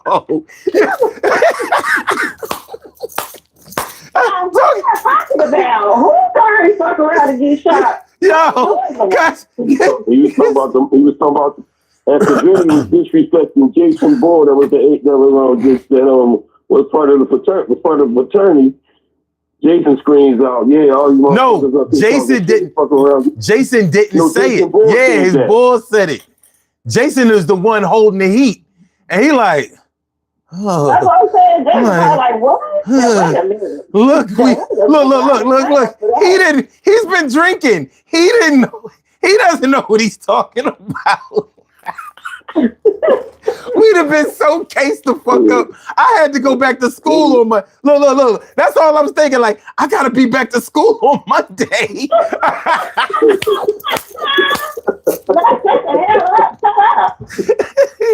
Jason was in school too, but he was down here. I was like, the fucked up part. If y'all was to say that story right, and Latifah was looking at that shit on YouTube and say, I should have beat that motherfucker up. Oh, that wasn't gonna happen. that wasn't gonna happen. First of all, y'all don't know what Jason looked like. You know what I mean? Because he got fucking with you. I'm not getting beat up by no girl. I'm not gonna get beat up by a man, but I'm definitely not gonna settle for getting beat up by especially no girl rapper. It's not gonna happen. I don't give a fuck. Listen, we will be like Bruce Lee and Chuck Norris. We doing this to the death. I'm not losing. I'm not going down with a loss to Latifah on my record. It's not gonna happen. I don't give a fuck. What got to go down? You know what I'm saying? But yeah. Jason, you had to bring that shit up. I've never forgot about that shit. Never will. That shit was crazy. I wonder if she remember that shit. I wonder. All right. Wouldn't that be funny? I've always wondered. Every time I see her, I've been like, I wonder if she remember that shit. But I couldn't say nothing to her at the time. The spot was blown. You know what I mean? All I'm thinking is, we gotta get out of this hotel. We gotta get out of here. This is about to be mad catastrophic if we don't get out of this fucking hotel. We gotta take the fire stairs, something. It was hard enough for us to get in. It's way harder for us to get out. With that announcement on our back. You know what I'm saying? I cannot survive a pat down. He said, that's true. Then he disappeared and Latifah started talking shit. We put my buddy in the elevator and me and son waited for a tense 5 minutes. Yo, that was the longest fucking. I was like, yo, what is wrong with this elevator? Did somebody pull the fire alarm? Y'all gotta beat the hell out of somebody. Like, don't you go nowhere with me saying this shit ever again. Man, listen, we got lucky. We got lucky as hell with that one. I think I kissed my pillow that night, like, oh shit. Oh, what the fuck? Oh shit. You know what I mean? I've never been so almost locked up in my life.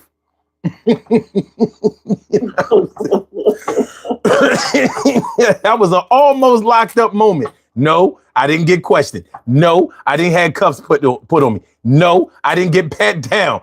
I still almost got locked up. It was about to be bad. All right. Okay, so back to the marriage of hip hop and R&B. So I think it's hard for us to say exactly where. Okay, but hold on. Let me ask y'all this. If you had to guess, would you say that rappers were okay with or satisfied with the whole marriage of hip hop and R&B, and were R&B singers okay with that?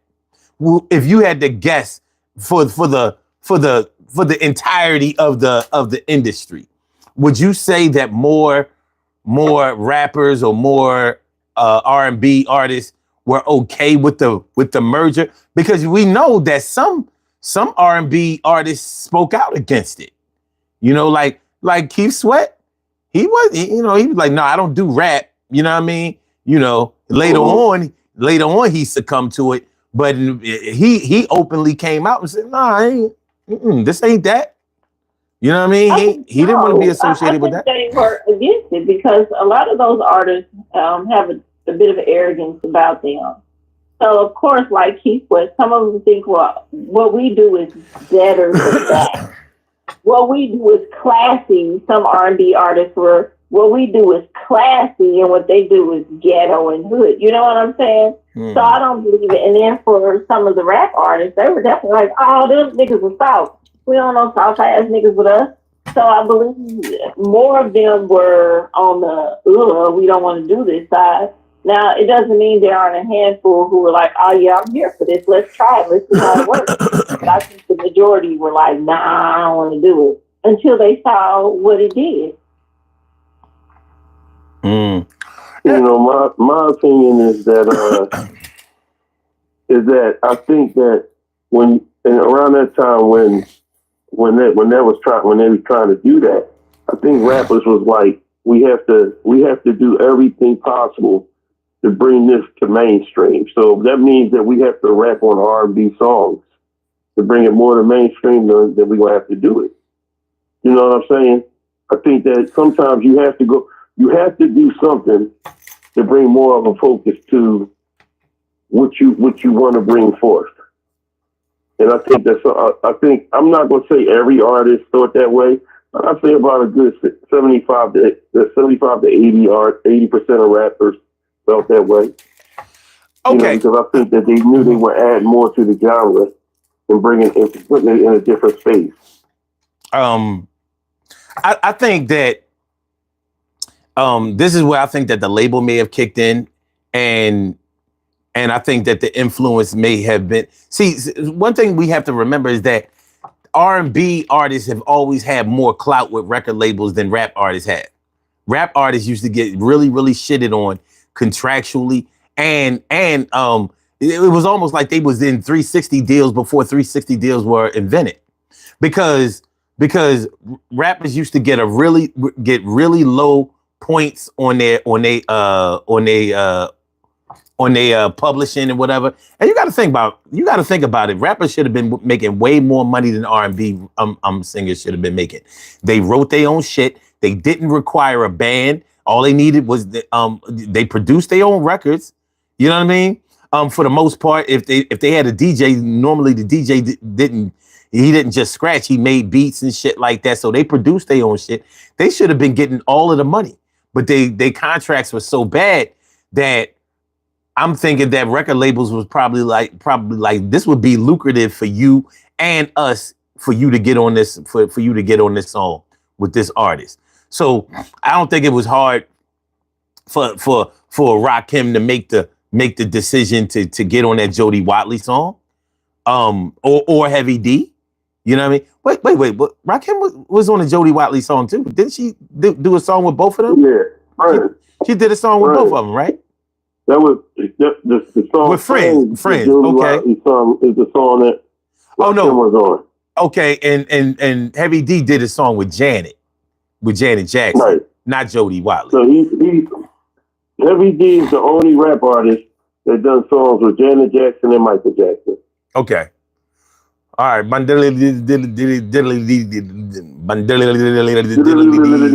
All right. So I'm pretty sure that record labels probably insisted that rappers get on those songs. Because like I said, they didn't really have no juice. You know what I mean? They had no clout.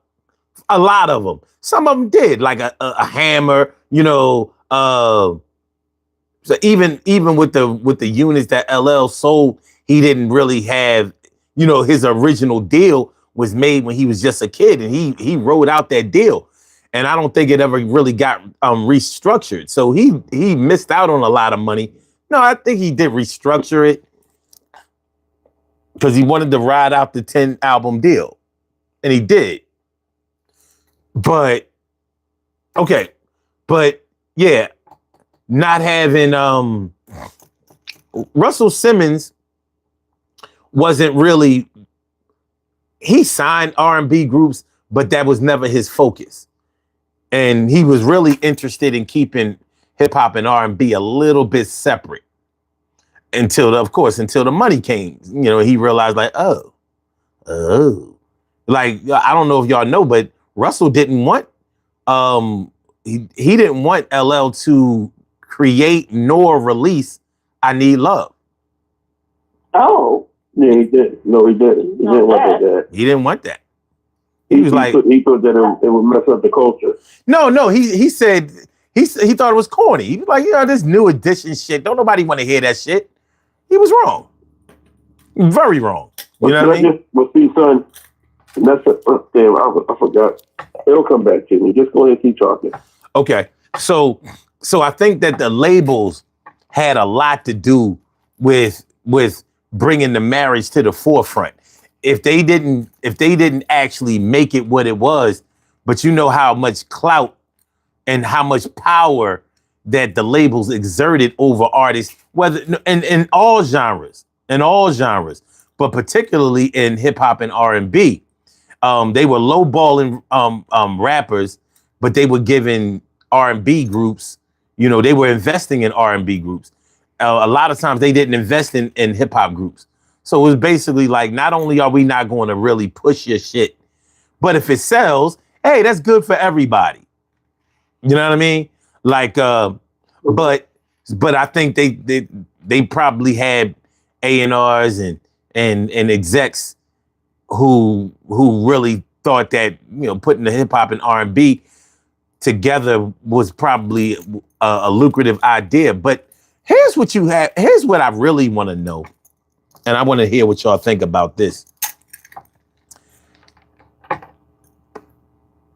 If the motivation was possibly that, well, we see that hip hop fans are mostly R&B fans. Do y'all think that that's true? Did they make it? Huh? Say it again, please. Okay. If the motivation was possibly that it makes sense to put hip hop and R&B together because the fans are the same. Hip hop fans are R&B fans and R&B fans are hip hop fans. But is that true? Or was that a concept that they kind of ran with? Do you think that at that time, whenever you think that hip hop and R&B married each other or merged with each other, do you think that hip hop Even today, do you think that hip hop fans are rap fans and vice versa? I do believe the fans. I think the two cross. Still believe they have some of the same fans for both. Um, just again, for me, it just goes back so much further. So I believe that's the reason why it's the same fans, just like it's the same fans for gospel. It's the same fans for soul, the same fans for blues, jazz. So yeah, I believe it's the same fans. And I believe it's more than just a concept. It's just a fact. There's no way around it. There's no way to avoid it. And they go together. Those sounds go well together. And it is not uncommon for the same person who likes a Jill Scott to also enjoy a Kendrick Lamar, you know? And we pass these same sounds on to the next generation, to the next generation, and the next generation. So, yeah, I believe that love is formed. It's just a natural formation. Okay. What about you, Troy? What do you think about that? Yeah, well, I think, when you sit back and you understand the situation with R&B, I think that it's both of them. How can I put it? I think R&B. It was just, to me, it's always going to be a perfect marriage. You know what I'm saying? I think that both of them are a beautiful situation that clashed together and made sense. You know, and I think that if it never happened that way, it would have been asinine.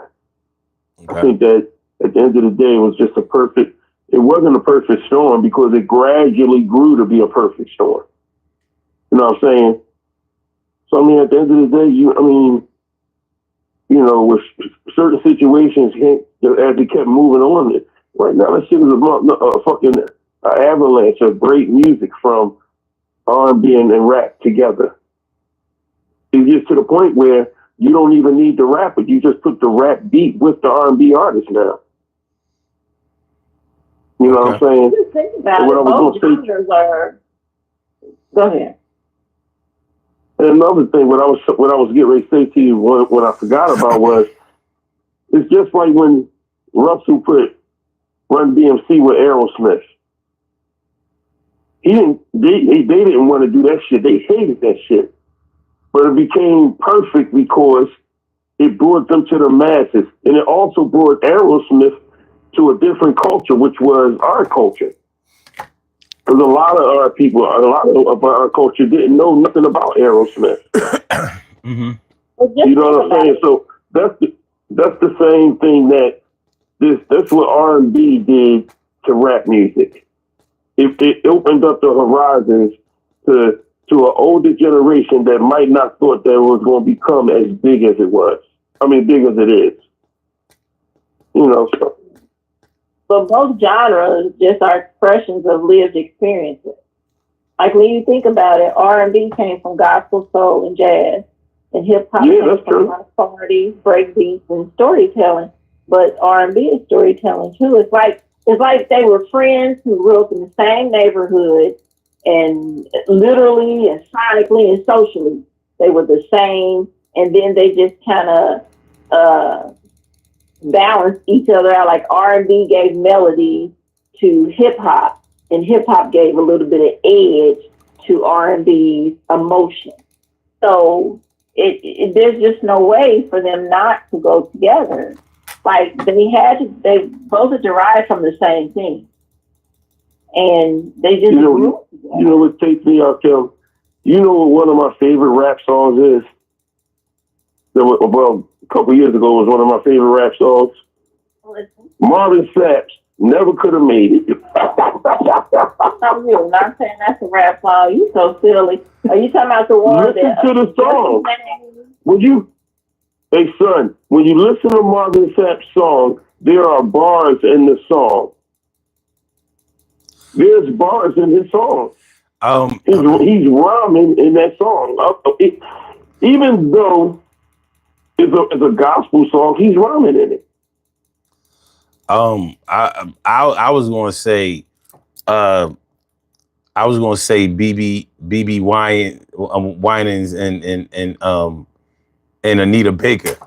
Ain't no need to worry what the night is gonna bring.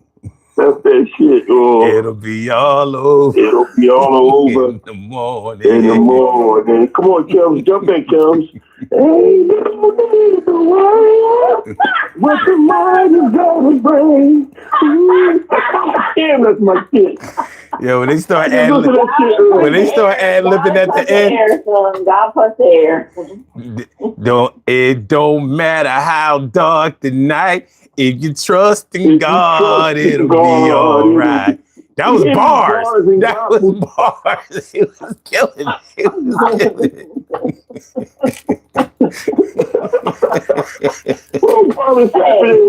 You know, it was a test, and he said you was there to help me through my mess. I was like, God damn, that's a hell of a bar. All right, y'all wilding out.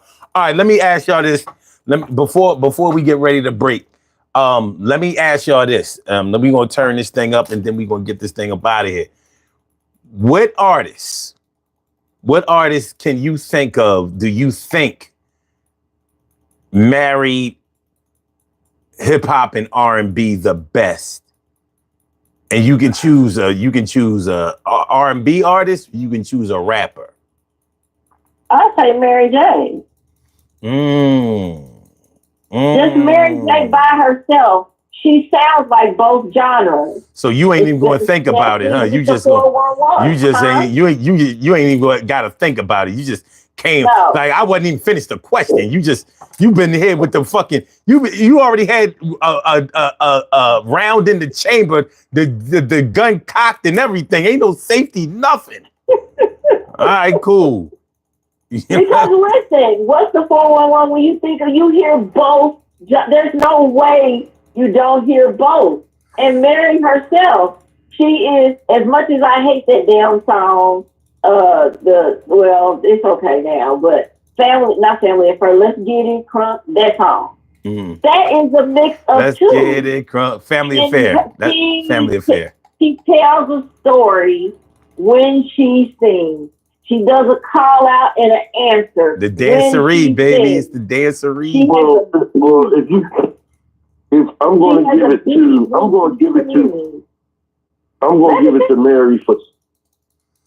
it to Mary for two songs.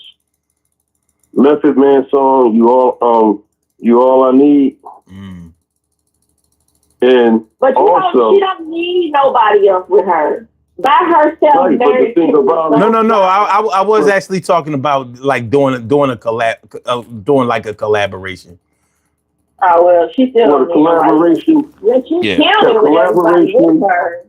But she Method Man and Mary J.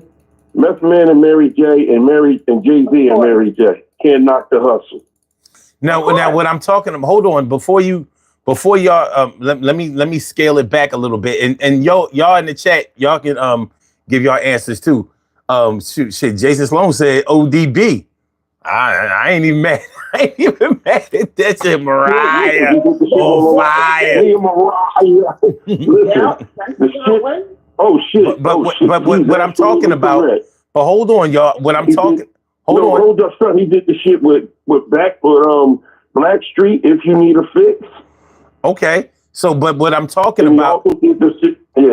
What I'm trying to say is, before when you give your answer, I'm talking about consistently, not just a one-off. I'm talking about they did a job marrying R&B, several times over.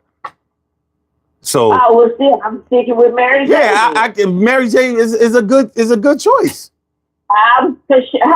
Even her most recent song, but it's not most recent, but it hasn't been that long since it's been out. Maybe a year. Oh shit! I can't even think the name, but she's on the boat. She's on a boat, and by herself. Ooh. She carries both genres. and she did it back then, and she's still doing it now. Even when she had the song about when I look in the mirror, blah blah blah blah, she carries both genres. Again, you hear everything in every song she sings, even her saddest song. I'm Going Down. It's a slow song that tells a story, but it's still very rhythmic. It still has the beat. It still has a little bit of Kim, ain't nobody gonna argue with you. We got you. You know what I mean? Well, mine would be Faith Evans. Oh, okay. Faith Evans. Not bad at all. My honorable mention would be the group Total. You think they have enough entries? Total don't have enough. I like Total, but they don't have enough anything. Unfortunately, Puffy made sure they didn't have enough nothing to even get into the content. I like Puffy. So he did. Anybody who worked with him, they don't have enough catalog of anything. But I think Kim is right. I don't think they had enough entries to be to. But an opinion is an opinion. What about Missy Elliott and Faith Evans? Yeah. Missy Elliott is a very, very good one. Very, very good one. What you say, son? I said Missy Elliott is a very, very good one. Yeah, Missy is a perfect one. Yeah. Mm-hmm. Uh-huh. I'm gonna okay, wait. TK Wright said Eminem and Mary J. Blige. Eminem. Wow. Eminem does have a lot of entries. Mm-hmm. Now, yeah. I wouldn't pick him, but it ain't, you know what I'm saying? Like, you know, to me, it sounds like a wild card, but then when you get to think about it, like, well, shit, you can definitely put up a valid argument. Absolutely. And if you really want to go recent, Kendrick Lamar and SZA. Well, I ain't give mine yet. Well, let me go ahead. I'm just saying. I hope I stole that. What? No, nah. I mean, you almost stole it, but I gotta say Jay-Z. I don't think nobody did it better than Jay-Z. Yep. Whenever he was on an R&B joint, that was the shit. When he did that first joint with Maya, I was like, God damn, that shit was on repeat again. And you know, Jay kills a R&B track. He kills an R&B track. So can I ask both of y'all something? Can my nephew Biggie Smalls get a shout out to? We was picking one, but you know, I mean, shit, you'll be here all day. So no, you ain't pick him in the beginning. You know what I mean? That's supposed to be your man. So no. He only had 2 albums. Fuck out of here. No. He had 3. He had 2. He had 2. He had 2 studio albums. I'm going for one was a double album. He had 2 albums. Look, he had 2 albums, 3 discs. All right? He had 2 albums, 3 discs. You know what I mean? And a slew of mixtapes. You all right now? You good with that? Yeah, you fucking right. So he's on the list. The main thing would definitely be Mary, Jay-Z, Missy. Man, I don't know. My favorite. The top 3. Okay, all right. I'm gonna make it a little harder. But let me see what Brooklyn All Day said. We might be able to bring hold on.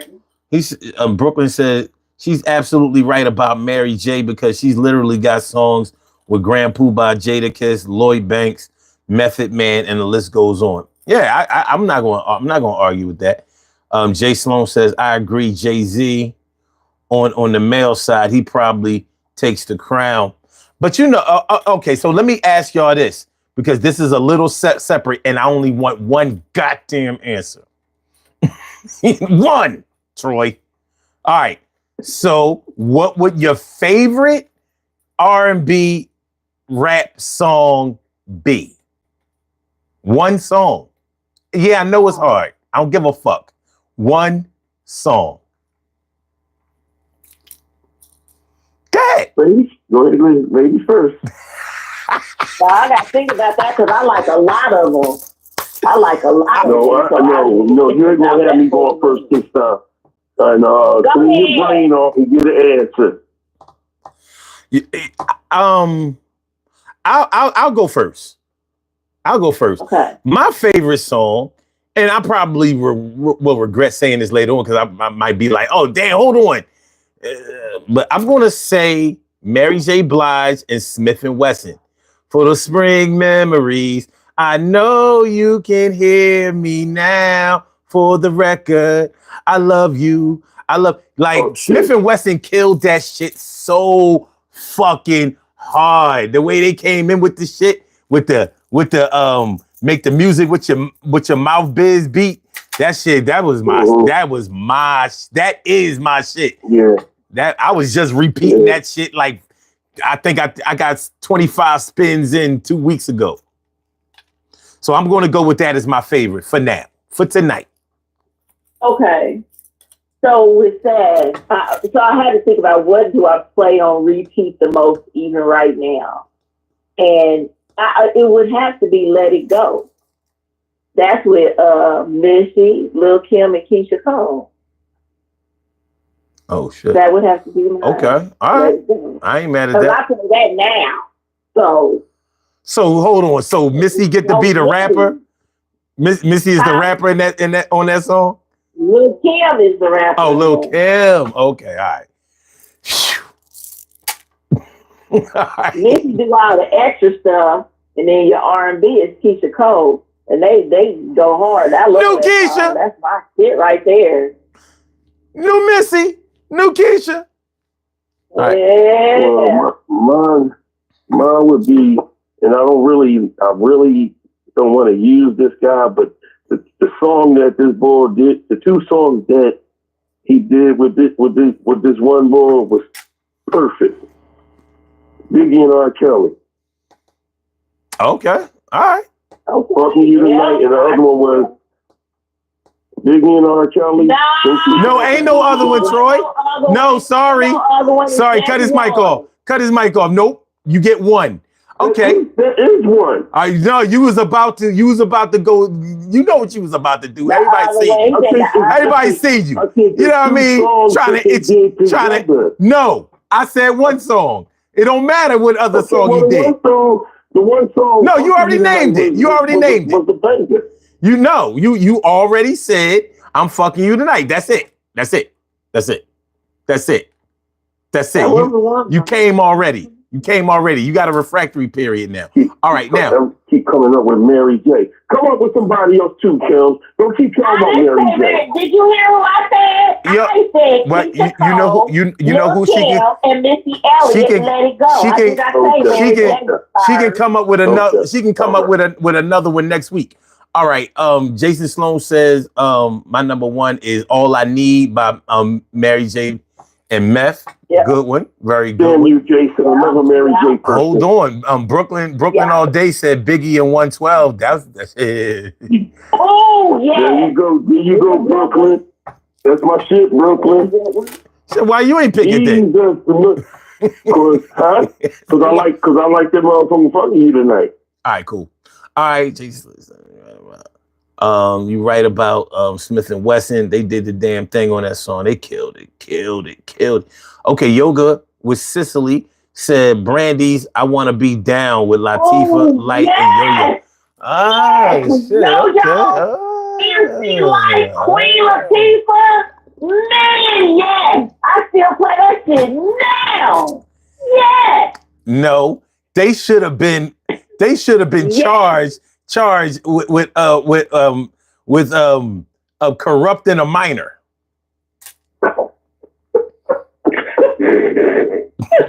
That baby Brandy ain't had no business with them grown ass rapping ass women. You know what I mean? That's why. That's how she was. She was a baby. By the time she got with him, she was an adult. No, she wasn't. Because I Want to Be Down. She made that shit when she was like 14, 15. She was just a baby. Let me see when the remix came out. If the song came out in 94, what you think? The remix came out in 98?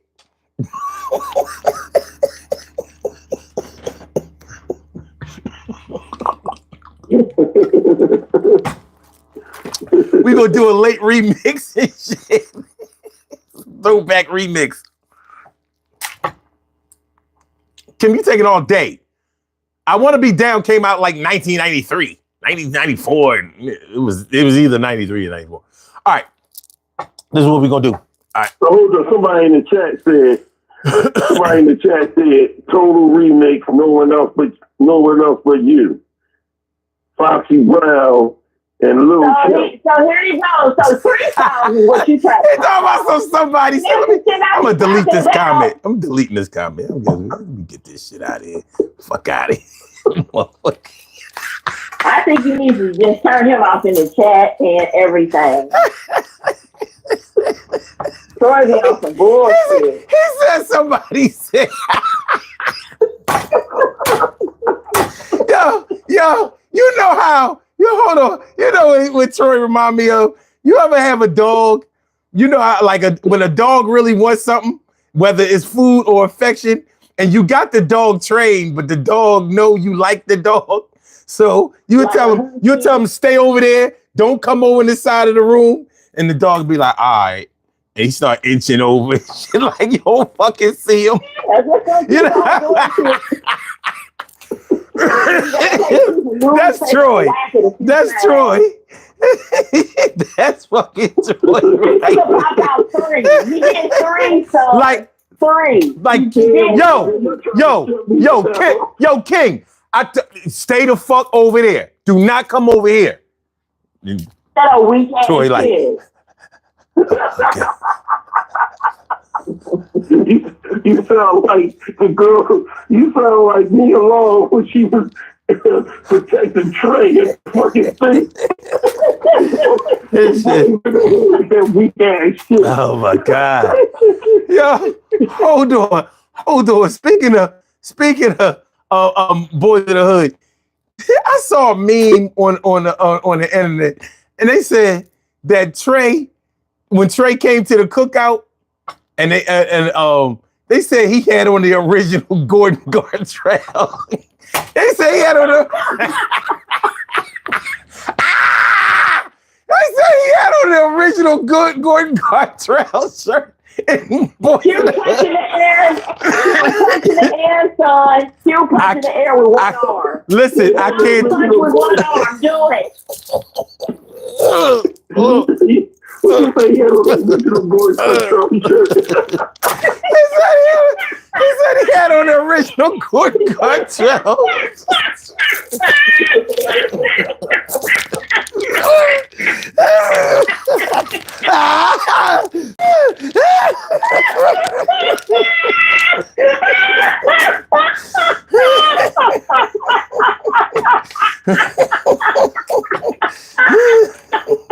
This shit don't make no goddamn sense.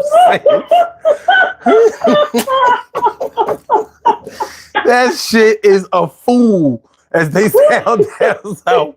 That shit is a fool. Oh my fucking God. What the hell? All right, y'all. Look, I gotta do these birthday shout outs and get the fuck on up out of here. All right, let me let y'all know something. Let me let y'all know something right now. They ain't gonna be no show on Saturday. Sorry to inform y'all. It ain't gonna be no shows tomorrow because my baby is going back to New York and I'm going to the Eagles game. I don't see no way it's gonna fit in. Now, if something, you know, if it should check, well, hold on, what time is the Eagles game? Let me see what time that shit. Hold on. We definitely got to turn it on to somebody else. Unfortunately, we will turn it into chaos. So. Oh shit.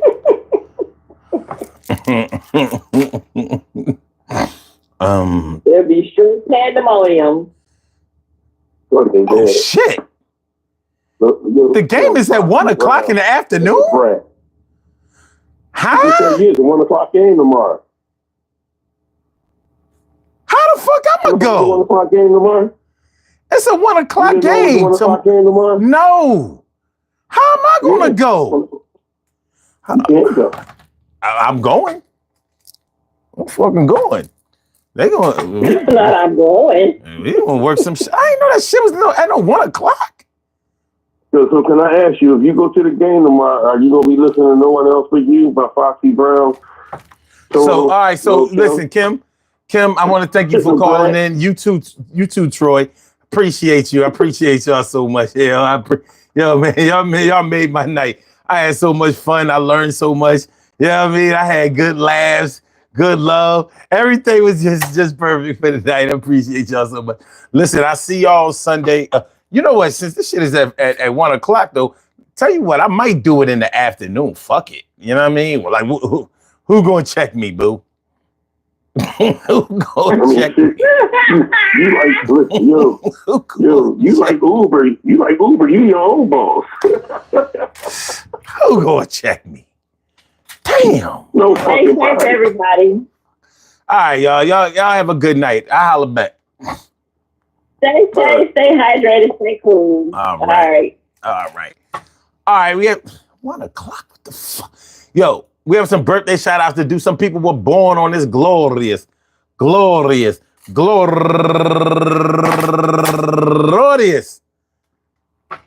August 15th, and they deserve to be acknowledged. So let's go about our business of acknowledging them and making them feel special because they are special, because they are special, because they are S-P-E-C-I-A-L. They get the R-E-S-P-E-C-T. They are S-P-E-C-I-A-L. They get the R-E-S-P-E-C-T. They are S-P-E-C-I-A-L. They get the R-E-S-P-E-C-T. They get number one out the box. Number one, Jonathan Malabranch. Happy birthday. And also Kyra Stanley, Darlene Tart Scott, Alfred Johnson, Tony Danju, Sharina Doing Me Stribling, Labrina Weiss, Fidelis Mwanza, Withana Johnson, Charmaine Ogwa, Terry Stith, my girl Go Getter T. Wilkins, Camden Stand Up all day, and she's raising money for the fundraiser for Epilepsy Foundation, and Laquita Thomas, Roland Johnson, Chester all day, Melvin Cook, and last but not least, Brian Whaley. I want to say happy birthday to all of y'all, and I hope that today finds you all a good health, happiness, mind, body, soul, and spirit. And that goes out to each and every person out there born on this glorious August